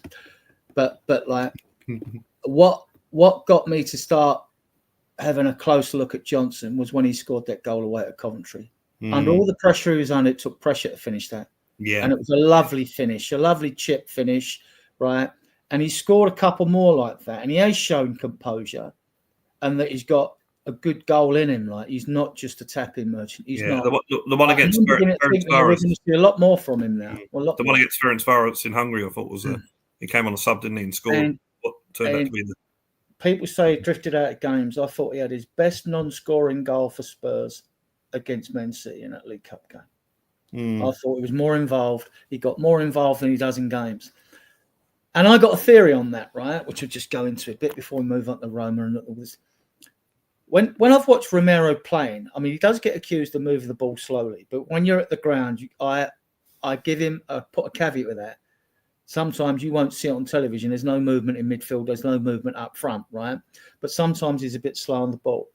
I remember early days, now I might be reading into this completely wrong, right? He said to Ange, I prefer we playing like Emerson Royal on my right. And Ange said, no, this is Ange ball. Because he's probably worried about Porro defensively then, like we all were. And we still got doubts there at times, right? So Romero, to me, when I've noticed him, he looks for that midfield pass. And even when I've seen Johnson open on the right or Porro there, he ain't passed out there. He'll cut into Udogie or even to Sonny on the left. And he tends, now I'm keeping an eye on that, right? Just to see if it is something to do with like whether he trusts his fellow teammates or not. I mean, I might not be reading it into it. This is why I'd like a midfielder to come in and doing that and pinging them balls. That's why there was a room we were linked with Angel Gomez, right? And he's got a lovely long ball. He's got great vision on a long ball, quick one as well to find a player. And he would find our wingers quickly. We'll see, though. That's just pie in the sky at the moment, though. Yeah, that's my little theory on that. Right, Jack. Statement win secures Ange's tenure and destroyed the dissenting Ange out debate. Yeah, I mean, to be honest, like what's most frustrating about the Ipswich Town game was, I think, how do you just won that game? I think that all of the questions around Ange would have been pretty much silenced. Almost just felt like it was just like that final whimper, that final breath, that final if you really were still like kind of questioning Ange and questioning whether he is the right guy to be in charge. That Ipswich result was probably great little extra fuel, for anybody who, let's say, has that opinion or has that argument. But I mean, I just felt like that's what made it frustrating. Was before that, I think the 2 wins against Man City and Aston Villa, I thought were the nails in the coffin. Like, this is clearly the guy to trust. Yes, there are a lot of question marks about inconsistency, leadership, in-game management, those sort of things. But clearly this guy can deliver us something at some point, at some stage. Like always, though, you just have to be patient. You have to eventually get there. It's not going to happen overnight. And just losing Ipswich, I just think, kind of delayed that conversation or delayed that sort of, validation from the Spurs fan base. And now I think after beating Man City, hopefully we are now at it. Maybe we have to beat Fulham in order for it to really be solidified. But I don't know. I think Roma will come to. I totally he has had statement wins. I totally agree with your Villa and Man City, because what surprised me, and I'm older, so we had a bit more patience back in the days. I'm older, right? Especially after it. I mean, it seemed worse against Ipswich because we rested 7 players to win the game at Ipswich, and now you lose it. It's like a double whammy. It's like a double defeat because we virtually threw the game away against Galatasaray, and we were poor anyway, right? But to me, then the media are going, or certain sections of our fan base are going like, oh, Ange has lost it. The players ain't playing for him, blah, blah, blah. And I'm thinking, hang about. Did you not? The Villa game prior to this Man City game was the best press I've seen under Ange against Villa. Man City, we defended ever so well as well. So I just thought, well, everyone's entitled to their opinion out there, but I just didn't agree that like Ange had lost the dressing room or players weren't playing for him. I haven't seen players drop off. When players drop off, remember under Conte and all that, when Kane didn't have the enthusiasm to press and Sonny had sort of lost heart. You could see it on the field, couldn't you? That like there's something lacking from this team. I haven't seen this in this team, even before the City game. And to me, it's turned it up. I think, like I said from the beginning of the season, I'm fully in. I don't want to rinse and repeat managers. And I said it from the beginning of the season that I'm fully Angie in all this season. I'll judge him at the end of the season. And I said my first marker will be after the January transfer window, because we got the last 2 games in the Carabao Cup. Hopefully we'll have qualified by then by winning the next 2, Rangers and Roma. And then, like, obviously we may even be in the League Cup final, which I think is in February or something like that. So, like, you don't know. He got the men's. No, I think he's got a lot of credit in the bank now. Brad, do you think he's got credit in the bank? Oh, look, yeah. Look, the thing about the Ange out brigade, if you want to call them that, is that, you know, we beat Everton early in the season 4-1 and 4-0, and it's Everton, they're rubbish, they're down the bottom. You know, I think we probably had the same against Brentford. They're down the bottom, and then everyone was saying, "Oh, go to Old Trafford. Let's see how we do at Old Trafford. That'll be the real test." We beat Old Trafford 3-0. Oh, Man United aren't like they used to be, you know. So I thought to myself, we've gone to the Etihad against the Man City team that must be bursting to win a game, and we beat them 4-0. And I'm thinking to myself, what will they come up with to have a go at Ange after winning 4-0 at the Etihad against the Premier League champions? What will they can't possibly come up with anything. And that's why I read we won it because we used Conte tactics, nothing down to Ange, it's to do with Conte or Conte tactics. And I thought, to me, that just showed how, not desperate, but how people will use anything just to suit their agenda. And that's why I've left a few of the WhatsApp groups. I just got fed up with it in the end. I got so fed up with it. And the thing about Ange is that, like any manager, you've got to give him some time, you know, and it may not work. Maybe the Premiership is too far for him. Maybe in 2-3 seasons, we'll say, okay, didn't work out. We move on and get another manager. But to sort of add it now, you know, it just seems, you know, ridiculous. And I think, you know, the players have a lot to. Our losses this season, a lot of it's down to the players. I think it's down to his tactics or anything like that. The game, and you were there, Adrian, the loss to Ipswich, where parts of the South Stand booed players when they're trying to go around to applaud the fans or apologise or whatever. I've never seen that. I've never heard that at Tottenham. No, I've heard boos at the final whistle, but not when the players are going there. And that, I'm looking at the players. They look really shocked. They really look shocked and hurt. And I'm just wondering whether, and it's obviously had the same effect because they've also thought, well, we've got to come back from this. And so any bad result, it's you win as a team, you lose as a team. So and as you say, when did we last have any teams? When was our team last up there challenging for the title under Pochettino? Pochettino was there for 5 years. You know, so we our other most successful manager was Birkinshaw. He was there for a long time. He was the one that I think he got us relegated, didn't he, in his first season? He did get relegated, yeah. But then went straight back up on goal. Exactly. And everyone was calling for his head then. But suddenly, you know, he's our second most successful manager. So you've got to give the guy time. You've got to give. And I think we are improving. Yeah, there are blips, and there are going to be ups and downs. Of course, there are. But I think we are improving. We've started well in the Europa League. I do agree. I think we basically gave them the game, Galatasaray the game in that one. But for the Ipswich result, would be sitting in third, and we're in the quarterfinals of the League Cup at home against Man United, which I think we'll all agree is a very winnable tie. You know, okay, the semi-final, there's some bloody decent teams in there, so it's still going to be a difficult job to get to the final. But I think the Man United game is certainly winnable. So yeah, I mean that's not a bad start, is it really? And the other thing was he took over the team in 8th and took us to a 5th place finish. Got us European football in his first season, so it's not too bad really. Yeah, the reason I say this is a statement win, I've been racking my brains, right, and I'm going to ask you the question I was asking myself. When have we ever had a better win apart from winning a trophy than that away win at Man City 4-0? When? And I'd say that to all Spurs fans, when? A 3-2 away at Ajax, I mean, we were under lots of pressure during that game. When we won 6-1 at Man United, we were still under pressure.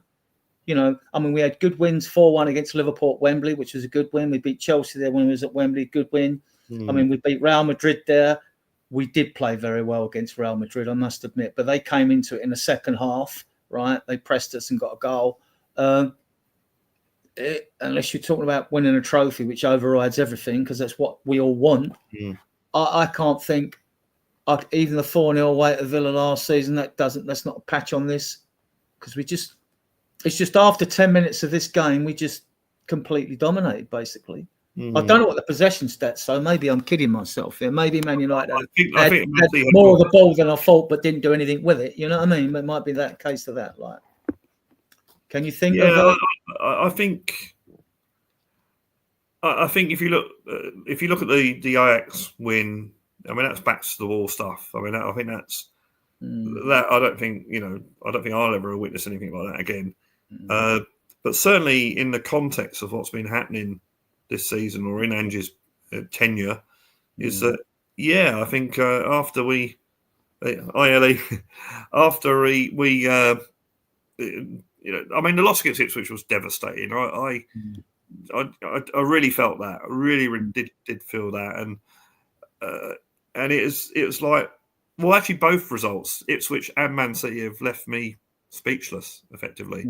So I think to come back, and again against the full strength Man City team, we're playing them with at our two regular centre backs. You know, everyone's expecting Man City to bounce back because they don't lose 5 in a row.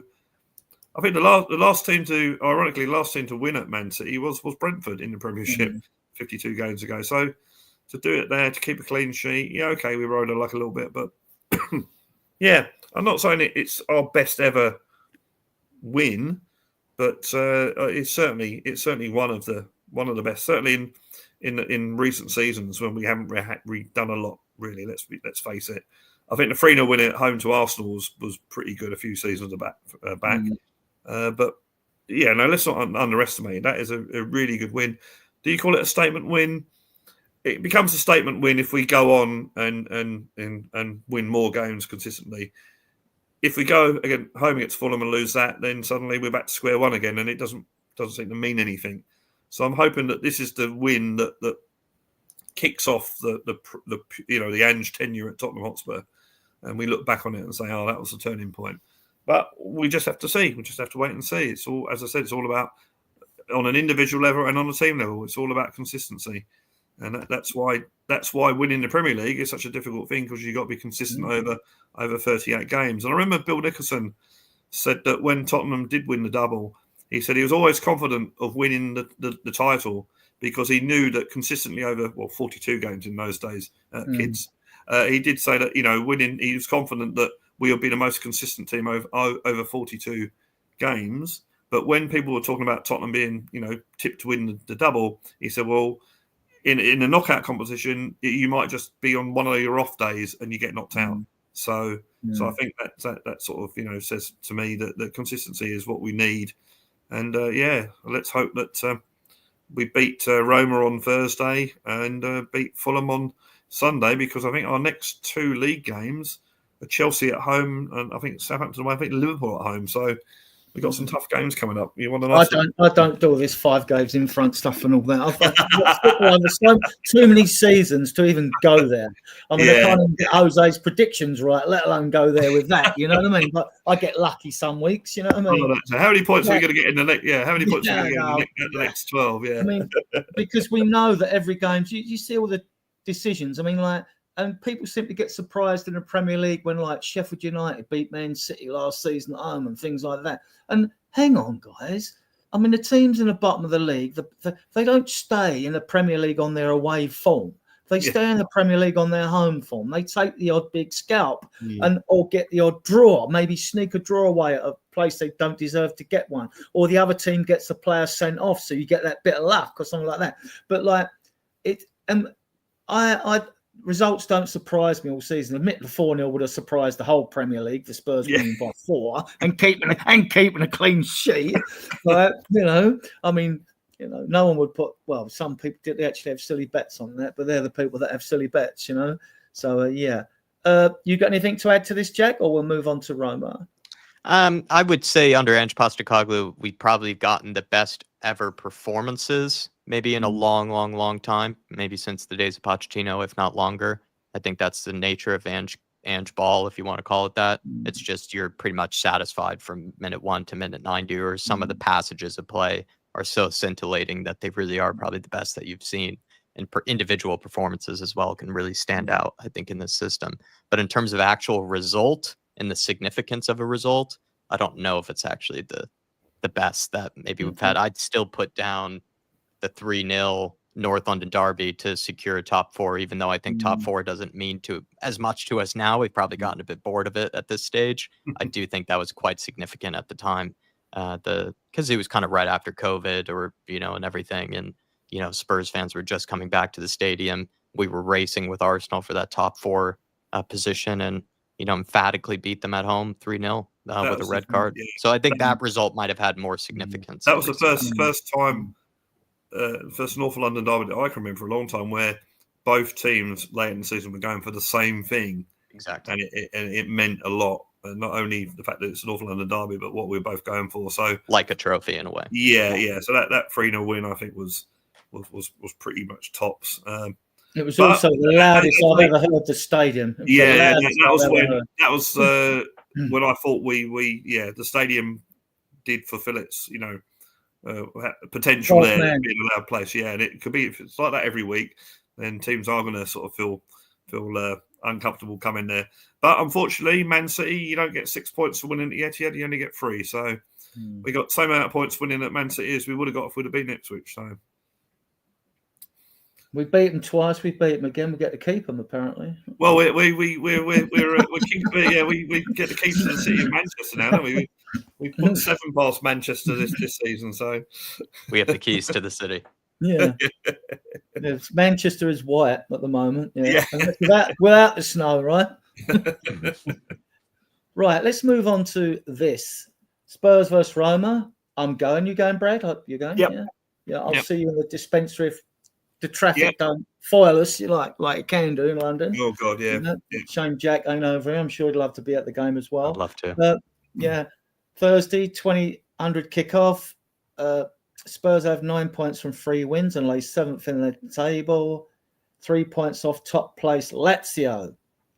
Right, so it's well open, this league. But right, Roma sit 12th in Serie A, played 13, won 3, drawn 4, lost 6. They lost to Napoli Sunday, and they've got an awful goals difference, right, -4. New manager Claudio Reni. They've had a few managers. I don't follow European football too much. I think Jack will know more about European football than I do. That's their sort of record. It's not good. I imagine as they only lost 1-0 away to Napoli, I would think that they obviously went there to try and defend, I'm guessing. But I assume they'll do the same when they come to us. Spurs 6th in the Premier League, played 12, won 6, drawn 1, lost 5. Points 16. Goals 4, 27, the most in the league. Goals against. I read that's our best ever goals for 12 games since Bill Nicholson. Wouldn't surprise me. I think Liverpool have got a better goal difference, but I don't know if they've scored as many goals as us. Yeah. It's just conceded less. So yeah. Right. Predictive lineup. We know Lancashire suspended for the red card. We know Spence is ineligible because he's not in the Euro squad. Injuries to VDV hamstring. Mikey Moore virus. We don't know if he's recovered. Romero toe. He may, and this one's another doubtful one. With the press conference tomorrow, I'm like whether he's fit or whether Ange would even risk him out the way the 2 central defenders played so well against Man City. That was his toe ligament. He played for Argentina, then he got time off for the birth of his daughter. Odebert, we know, is out to the new year. Vicario ankle and Richardson muscle. The thing with Richie, though, in one of the training videos, I see him in the gym doing gym work. And I see him out on the training ground with the ball. So I think there's a question whether he's ready. I think he must be close to fitness. And Ange always says that. And then you find, that player's on the bench. I thought he wasn't fit or he's named in the team. But I don't mind him being coy about that. That's all part of managing, isn't it? So, guys, now that Vicario's injured, we are talking, obviously, I think Forster's going to start this one. I think so. Yeah. We're on board with that. Yeah. Just I think the two centre backs will be Dragerson and Davis again for the simple fact that one, they're going to probably try and keep Van der Ven and Romero fit for Sunday, and two, I don't think they're going to have a lot of defending to do because despite Roma's awful track record this season, we just know they're just going to sit everyone behind the ball, and like Italian teams do. So I think it's going to be a difficult game. One, because I think that's what they're going to do, and we've seen how we do struggle against sort of teams that do that. And two is that we're going to see some changes. But going back to the lineup, I think Forster will start. Right back and left back, you'd probably say Bentancur for Basuma because Bentancur's not suspended. Yeah. Just on the goalkeeper, Jack, do you think we might rotate? Ange might rotate Forster with Austin and give him a chance in some games? Or, out of the other goalkeepers, I don't rate Whiteman, what I've seen of him, a little bit. Gunter, I think, is fantastic at that level. But I don't know, maybe a bit suspect from crosses, but what goalkeeper isn't these days? but like, unless you're 9 foot tall. But this is where I think Forster is as an edge. You're a forward running into that oak tree, right? You're going to think twice. If he's coming out for the ball, you're staying well clear of him. You're going to get splattered, right? So, I like Gunter. Last season I watched nearly all the under-21 games, and I just thought it was a fun. I know David did as well because he was doing watch-alongs and something. But this season, apparently, when we're doing shows or you're doing shows, they're playing on Fridays, the kids, and you had a lot of these international tournaments in between and all that. And I've watched highlights of a couple, but I haven't had a chance, and I miss watching them actually. Yeah, me too. I think it's really difficult to make a decision because I don't think any of them are necessarily ideal, and I don't think there are really a lot of positives with maybe any of the options for goalkeeper. With Fraser Forster, I agree that's probably what Ange will end up going with. The only possibility I could see maybe someone else getting an opportunity like an Austin is if Forster makes maybe some significant errors and some significant mistakes that do lead to goals that then forces Ange to have to reconsider who actually is the best candidate. And that is very possible. That is a very likely thing to happen. Fraser Forster has not struck me with any confidence. I don't think he's very good in possession. I don't think I know you said like no one would want to get in his way when he's running for the ball, but when he does, he's been pretty sketchy. He's nearly taken out some of our players when doing that. And he just doesn't really strike me as a great sweeper keeper. The other thing too I thought he was going to get sent off in one game when he came out, but he just got to the ball in time. Right. Exactly. And even his saves have just been questionable, right? They're late reactions.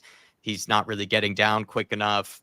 I think that's a huge element. So he's not really giving you a lot of positives or a lot of strengths, other than the fact that he's an absolute man mountain of a person. With Brandon Austin, my thing is with him is that if he were good enough, I think he would have already gotten his opportunities by now. And that's with under 21 goalkeeper, but he's 25 now, 25, 26, even older, I think. And the other thing too is he would have gotten loan moves. He would have gotten opportunities, from English clubs or from more MLS teams or something if there was actual interest in a good player. But clearly they don't seem to think that there's much of either a motivated player. Perhaps he is just comfortable being, the third, fourth choice keeper. It's a lovely life. It seems like the best job in the world to be the third, fourth choice keeper at a top club being used as like a homegrown pawn. And then lastly, so Brandon Austin, and he made I know he had an okay preseason, but he did make some mistakes. And that's the thing. That's under no pressure whatsoever. Imagine in these games, the pressure there would be for him to make a mistake. And then lastly, and certainly not least, with Gunter, that's one I would prefer Ange just go with. But there's so many risks with that. Like young goalkeepers, you can throw in a young left winger. It's hard to throw in a young goalkeeper. It's a very vulnerable position. And the thing is with Gunter, though, is I do think he kind of suits Ange ball better than the rest because he knows how to play. He looks confident, doesn't he, in goal? He looks confident. Maybe crosses might be a slight weakness, but he's young. And he played the system last year, and he made incredible saves for them, in high-stakes scenarios. Saves. So I don't know. I think he suits the system actually better than the others. That Vicario would have been proud of. Similar, and he's got a bit more. I think he's bigger than Vicario. I mean, I'll probably be proved totally wrong, and probably Roma will come out attacking us from minute one. But I would hazard a guess and say if we do go with Austin in that game, he's not going to have a lot to do. So with a home crowd, it might be an ideal place to blood him in the first team. But I think he'll go with Forster. Ian in the chat was asking about should we sign a goalkeeper. Well, I think we should sign a goalkeeper anyway. I just think what the Vicario injury just means that we're probably going to have to sign a goalkeeper in January rather than in the summer. Yeah, and because he got injured, naturally, the transfer rumour bill's been in full swing. We were linked with this guy before the injury, but a lot of clubs in Europe are looking at it. Lucas Chevalier, right, at Lille. They're all looking at him. But two others I know we've been linked with is Patterson's either at Sunderland or Burnley, the two goalkeepers that have done it. I mean, what about both rated. Josh Keeley, isn't he in on loan somewhere? He's on loan at Leyton Orient, and he seems to be doing pretty well there. I do think that Spurs seem to think that Gunter might actually have maybe a better chance because he's the one that was kept around for the under-21s, whereas Gunter was sent on loan each time, which suggests that there might be more of a preference towards Gunter at the moment. I haven't seen a lot of Keeley. I asked David Harris about it because he was Irish, and he didn't sort of exude confidence about Keeley at this stage. You know, there was a joke tweet tonight that Ange recalled him from his loan spell, but when I looked at it, it was a joke tweet. So, right. Right, let's talk about. Right, I think we can safely say that he won't risk VDV and Romero. Give him a bit more of a rest. So it looks like it's going to be Davis and Dragerson. No one can complain about that. You might as well expect that now after that great duo performance. Fullbacks may be different though. Fullbacks, Jack. Could be. I'd like to see again someone like a Jet Spence being given an opportunity, but it won't happen. It won't happen. Sorry. I'll bring the squad up, but there's injured members amongst this because it's just a generic squad list, right? Obviously, some of them Spencer's ineligible and all that, but so yeah. So who's the other choices at fullback? I don't think we have too many. I think it's going to be Gray and one of Gray, isn't he? Yeah, it's going to be Gray and Udogie or Pedro Porro end up sitting out because Gray can technically play both for us. He put Malachi Hardy on the bench. I know Dante Casanova's fullback as well. Youngsters, but these are only going to sit on the bench while these others step in. I mean, yeah. So it's only Gray going to come in, and for which one, I'm not too sure really. And Udogie starts for you then on the left. I think I might have said this last week or before the Galatasaray game is that you could possibly use Udogie for one half and Porro for the other half, and then just swap Gray over whoever's not playing. So. I think Gray will start as a defender. Udogie's played a lot of games. Difficult. Again, and I'm going back to what I said earlier. Will our defence have a lot to do? So maybe you could play Porro, but he's more attacking. You're going to need a bit more of an attacking threat. But we don't. I mean, we don't know how they train. We don't know how fit they are. We don't know how they recover. You know, so. I've left Werner out of this list, but come to. I think in midfield it's a cert that Bentancur starts because he's eligible for the European games, isn't it? He's got to start. Bentancur. Oh yeah, I think Bentancur. Yeah, because he's okay and he's going to miss a lot of Premier League games. So we're looking Gray and Udogie. What about the other midfielders? Do you think Bergvall gets a start? I think he's going to play Bergvall. I think he's done that consistently in this series. Bergvall, Bentancur. Again, you look at, who Maddison you'd expect is probably fitter out of all of them because he didn't have the international break, so you probably see Maddison might play. Kulusevski probably imagine will get a rest. I think he's been rested in quite a few of the European games. Jack, would you play Sarr? He's boundless energy. I think that he can play a dozen games on the spin personally, but I mean, would you play Sarr? It's difficult with Sarr because I do think he's undroppable. You said that earlier too, Adrian. He has actually been our best player in the Europa League, funny enough. Yeah. But he's so undroppable right now that do you want to give him a rest then? Because he probably shouldn't be playing every single game, especially being so young still. So I think I probably would rest him, but my fear is that he's actually probably the most informed Europa League player that we have. So you're resting your. I think ideally, this is my ideal one. My ideal one would be actually Kulusevski actually stays outright, because this Roma team, I think, are going to sit with every single man behind the ball. They played Napoli, and it looks like they had 20-something% possession or something that to an Antonio Conte team, which really says a lot. So if you're conceding that much to Conte, I'm not sure, if they're going to be attacking very much. So I think you then need players like Kulusevski for that instead of Johnson. There's no space for Johnson to run in behind. So I'd go Kulusevski, Madison, Bergvall, Bentancur of the key players. You imagine Johnson would play, having not played. You think he would? I just maybe Ange probably will play him, but I just don't think it suits Johnson's skill set. Doesn't suit what he's good at necessarily. I don't think he's as good at breaking down. So we're saying Bentancur. I mean, I would like to see Sarr start, but Basuma's obviously going to be rested because he'll be used. He's got to play against Fulham. It's interesting. I mean, he might go Sarr, Bentancur, and Bergvall. I think that might be. I'll probably be totally wrong. He'll give a kid a game. You know what I mean? Ain't heard of. No, if he's going to give a kid a game, he's got to give it to Bergvall anyway. That wouldn't be fair. Yeah, it wouldn't be fair. So I think he gave Bergvall the game away. He showed confidence to give him the game away against Galatasaray. He didn't look that great, did he? Let's be fair. He wasn't great on the day. So I think he's going to go with Bergvall. And Bergvall and Bentancur will be in there with Sarr. But the bench is going to look so strong. And it's funny, when you win a game, suddenly the stock of the players on the bench rises. And, how could you leave those 5 out of the match day squad?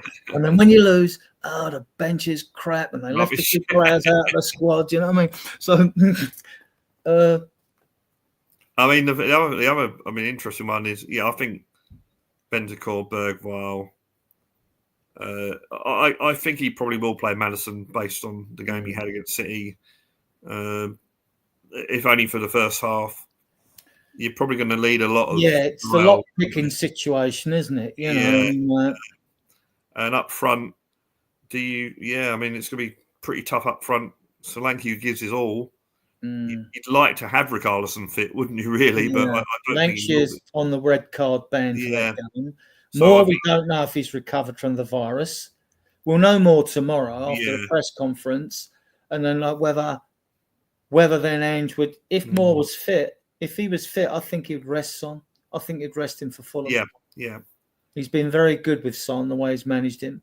One thing he hasn't done in this tournament, he hasn't gone out strong straight away. And the argument is you go with your strongest first 11, get the game won by half time, and then bring your subs on. He hasn't done that, so you'd expect that he would play. Well, as I say, Richarlison's not fit, you'd imagine, so it looks like Solanke gets the nod again. Do you play Son up top? Do you play... Werner, I imagine, will start on the left. This is the thing. If you rest Solanke, you play Son through the middle. Yeah. You could play Decky through the middle, but he said he doesn't quite enjoy it there. No. He would hold the ball up, but what do we need to hold? We're playing a team that's going to defend. We need to be facing the other way with our player. So that would actually suit Sonny playing against although against a low block, as long as he's not in the middle, because when he's played in the middle against a low block, he's suffered. So I'd probably say that Solanke. He did take Son off, didn't he? Probably because the guy had been sort of, flying halfway around the world playing for South Korea. Yeah, and you might think because he's starting against Roma. But then he might just start Solanke. I don't know. It's a difficult. Well, the other thing with Richarlison was the fact that I've seen him training on the ground and on the pitch. So to me, it's a question. Maybe it's just his fitness levels at the moment rather than injury. He might just be on the bench. You could start Solanke and bring him off the bench. It's a difficult one. Well, it's nice to have all these options now, though. That's one thing that's a positive, we're not bringing in, we're not like patching a squad up, patching a team up. Even that team, even if it's Sarr, Bentancur and Bergvall, all right. got to admit, out of Gray and Bergvall, Gray looks now the more oven ready for the Premiership than Bergvall does. Although Bergvall looks technically better, and Gray's got good technique anyway. He's quick. I think Gray's seasons in the Championship have probably put him ahead in the pecking order of Bergvall. I think it's more of it's a tough league, the Championship. And maybe maybe in fairness to Bergvall, old days used to blood a player. You blooded him in a home game, didn't you? And he's, you're away to Galatasaray. We knew that was going to be a hard game, and then we changed 7 players. So. To be fair, that's the only game that I think Bergvall has not really done much. I think he's had good moments in the times I've seen him. That's probably what. But then again, no one really played well in that game. So yeah, it's going to be interesting. No, that's the only thing that worries me is that Chelsea did play Werner through the middle. They played him on the wing and through the middle. I haven't got him here. I've missed him out for some reason, but so. That wasn't deliberate, by the way. So I think Werner starts if Son's rested. Yeah. And I think Johnson starts on the other wing. Yeah. The number 9, and like saying the third midfielder, I think who plays in the 9? I think he would have played if he wasn't on the red card. I'm sure he would have played. I think it just has to be Solanke because Lancashire got himself sent off. I think so. Yeah, I think if Richarlison is probably not fit, and even if he is fit, you could probably see him on the bench. Then I think and Lancashire not eligible. I think he'll go with Solanke, just out of necessity, really. So you'd have Werner, Solanke, Johnson, alongside in the midfield of Bergvall, Bentancur, possibly Maddison. And then you have Gray as a fullback. I think Richarlison will be fit.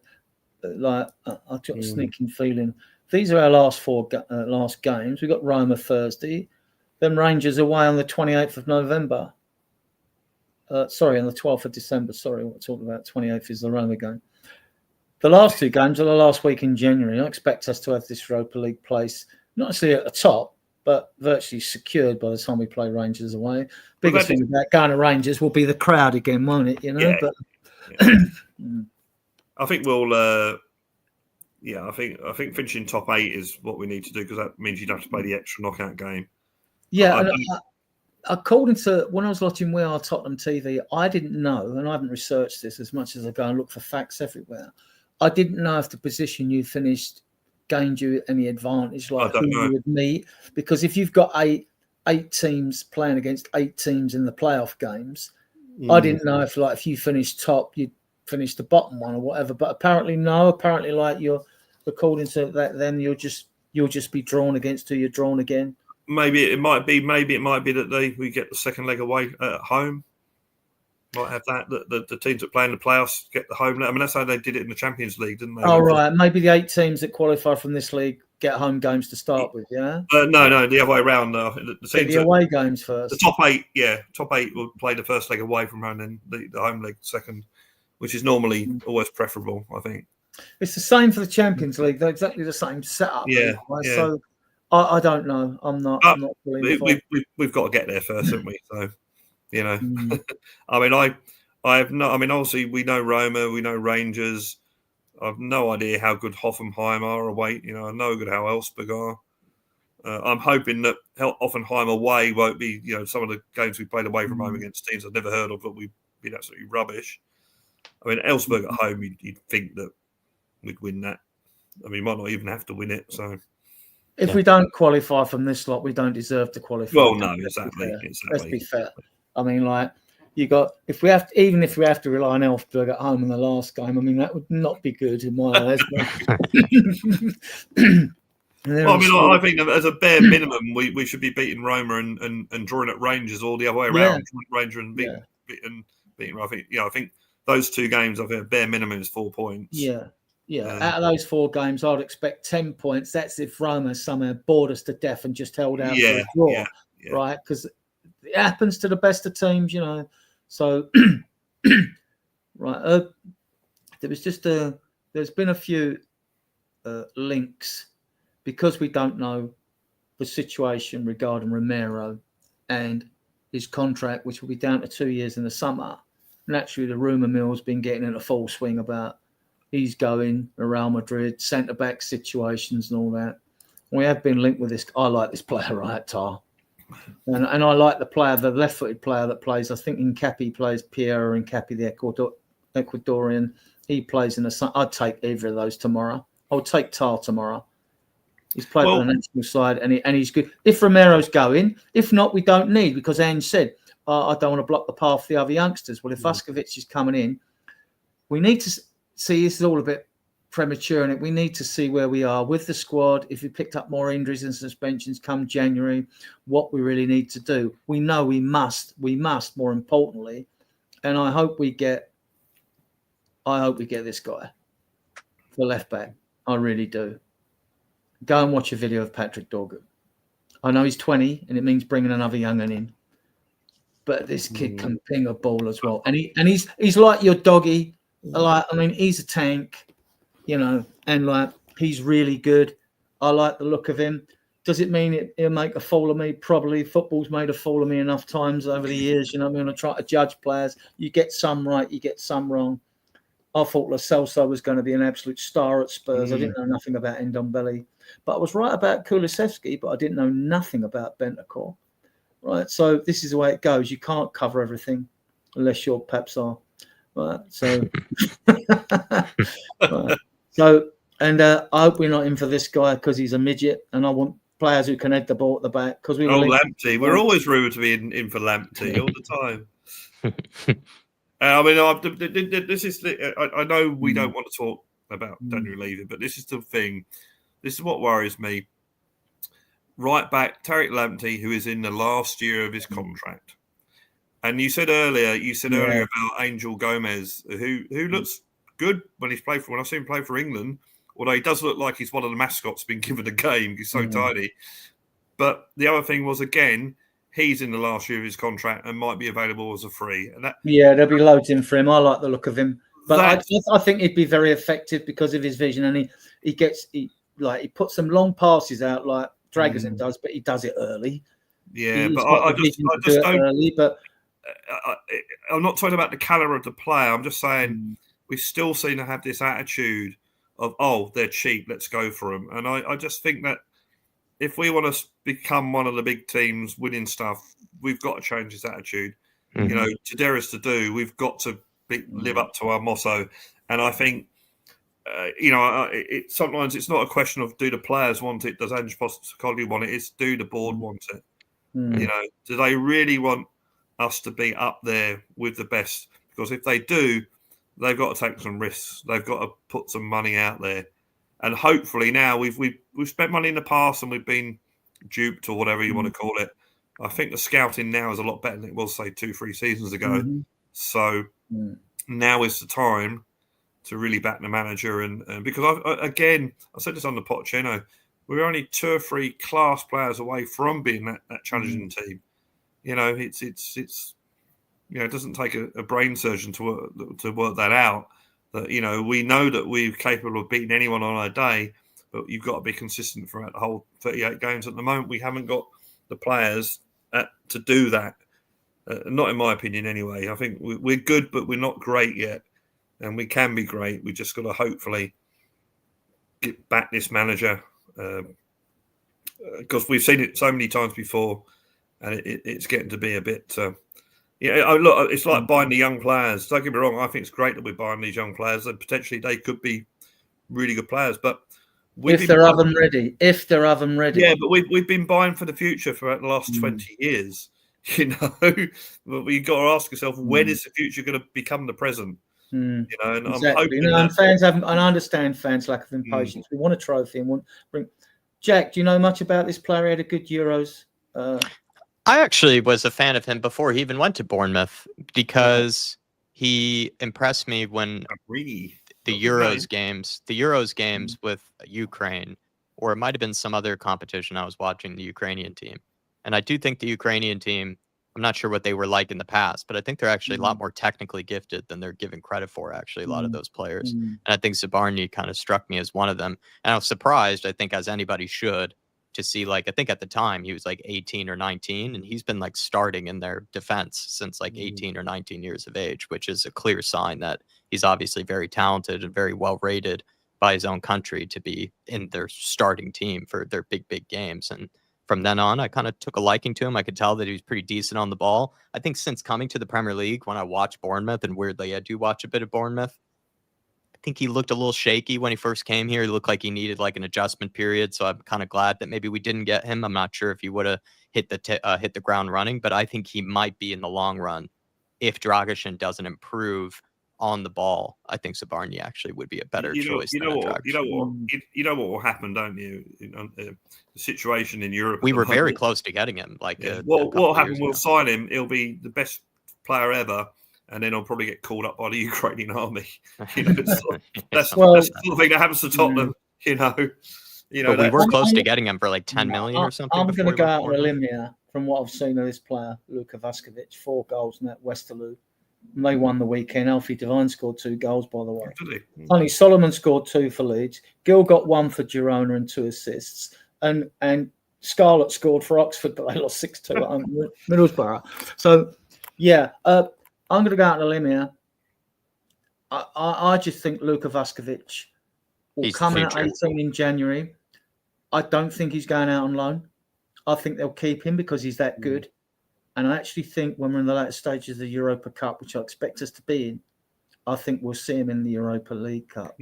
Interesting. Right? Because I don't think when they get him in, they want to have a look at him, like Yang Min Hook, who scored some luck. I mean, he can. What I like about this winger is I don't know if he can do it in the Premier League, but that kid's got a dribble on him and a twist and a turn like a Neil, right? And he can find the back of the net. If you watch a Yang Min Hook video, like he does know how to score. And that's what I want. I want wingers like Werner who can't score goals. Sorry? He's coming over in December, I heard. Yeah, he's coming December, a month earlier, because they want to have a look at him. So obviously, and you can read between the lines. You're having a look at him. Yeah, if he's good, we ain't looking for a winger in a January transfer window. That tells you that, doesn't it, straight away? But Jack must know all about this guy. This is a complicated deal. Weirdly, I don't. This one. Yeah. Weirdly, I don't. Johnny, what a name. Yeah, very. Florida Rovers all over it. Johnny Cardasso, he should hold in a machine gun and be in one of the mafia films. Melchester Rovers, midfielder Johnny Cardasso. It's like a classic, like Bronx, made up character or something like that. That runs, like an Italian, whatever. Johnny. Yeah. That's my incredibly bad. His best mate is Big Louie. You know what I mean? Yeah. Big Louie. I actually think having him and Dante Casanova Big in Louie the same team would be pretty brilliant. Johnny Cardoso, Dante Casanova in the same team. Excellent. Oh, yeah. But I don't know too much about Cardoso. The Cardo Nostra. I'm a bad American. On a totally tangent here. Do you remember when Ledley King was at the top of his game? That rumor went out that a lot of people believed that we're up for some African player or some player from Europe or whatever who was called Kong. Yeah. And then because then your centre backs will be King Kong. Sort of thing. Oh right, yeah. And it's like people believed it. It went on for ages, and people were like, "Oh, Spurs are interested in this player called Kong." And I was sort of looking at it thinking, Kong, King Kong. Yeah, right, okay. He's good, but he's not. I don't think he's an improvement on what we've got. He's brave. He gets stuck in. He's got good technique and all that, but he ain't.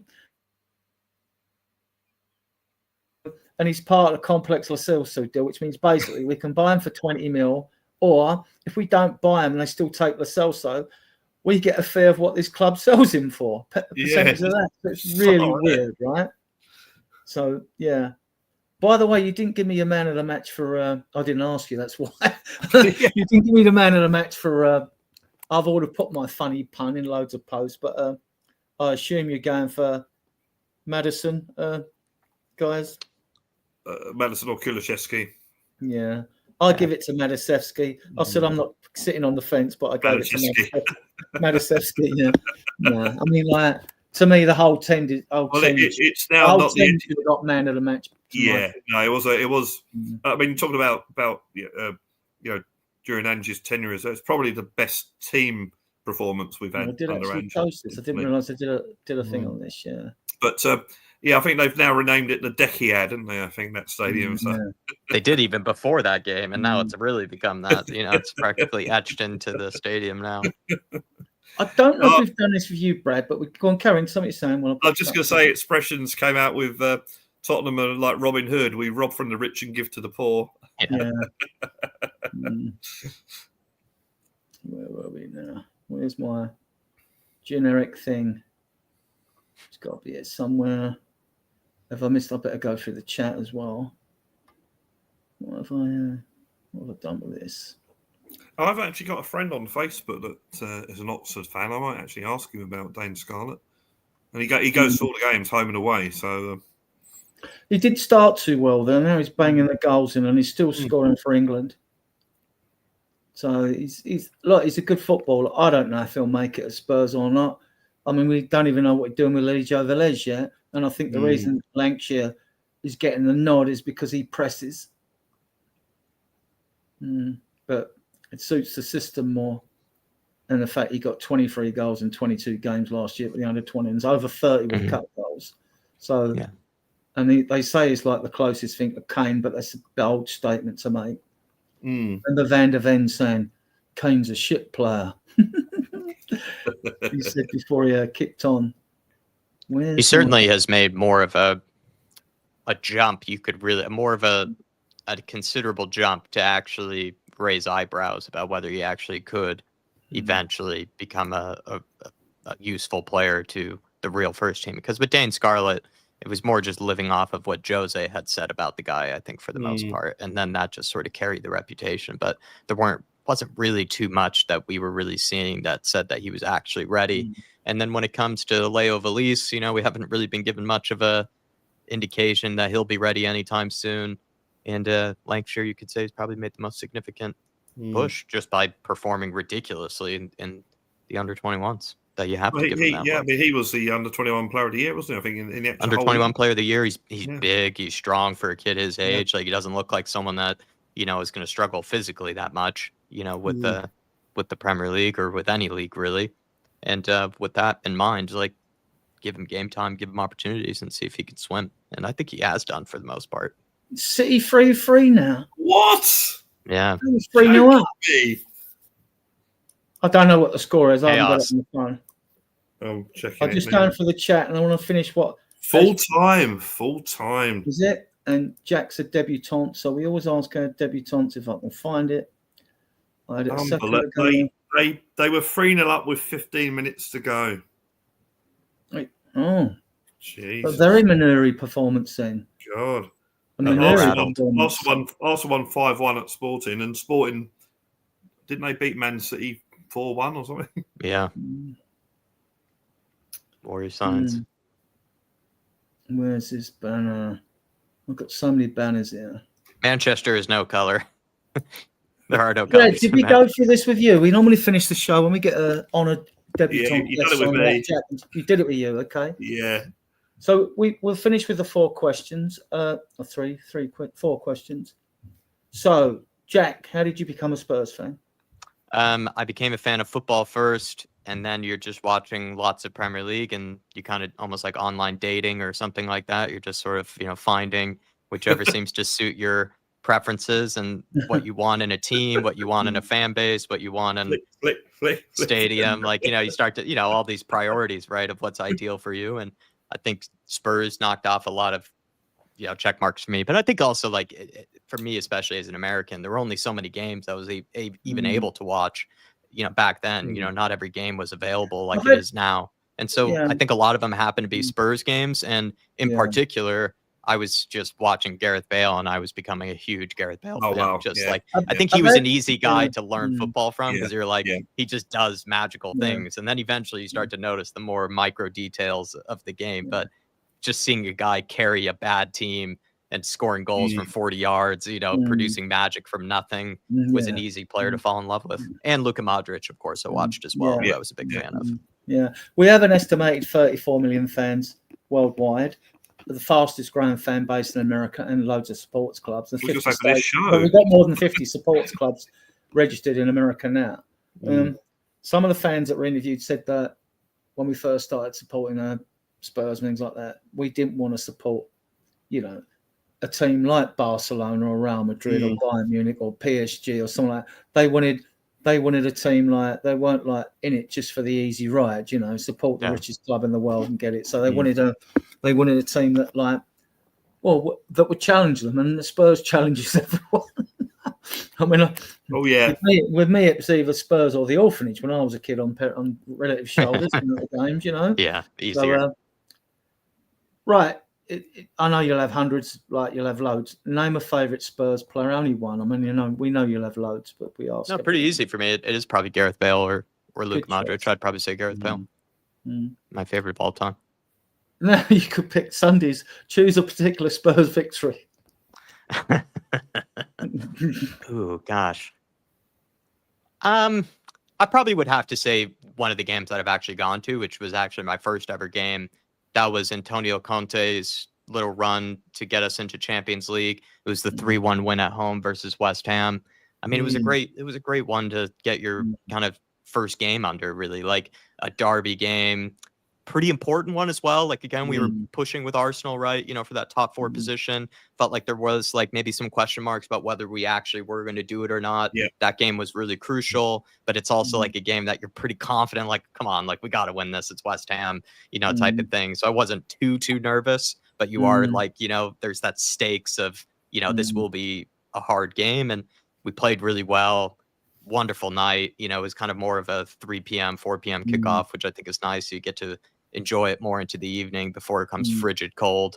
And so, I would probably say that one. What was the game day experience like, and what was the atmosphere like, if you recall? Terrific. Like, I think a lot of it was actually sensory overload for me personally, though, because just seeing the stadium, I remember arriving intentionally like 5 hours early before even probably people arrived to show up for work at the Tottenham Hotspur Stadium. Probably I was there before them, letting them in. But it's just walking around, just everything was sensory overload. And then seeing people for the very first time was tons of fun. I got to do one of the Legends lunches where you got to meet Mickey Hazard, I always say King Hoddle because he's in the chat, Glenn Hoddle, and plenty of others, So it was tons of fun. And I think I met you in we all went to the number 8 as well, didn't we? Went to the number 8. Like I remember the second time over, we got to really actually spend more time together, Brad. But I would just say like it was kind of a perfect day. Like got to meet everybody, got to meet some legends, great win. Like, I don't think a single part of that day, every part of it was perfect. It was good. It was a good day from even my point of view, from meeting everybody and then the win and everything. So, yeah. Name, right, there's so many of these, right? Just name a favourite Spurs goal. One of your many favourites. Just name one. Ooh, this one's also kind of easy for me.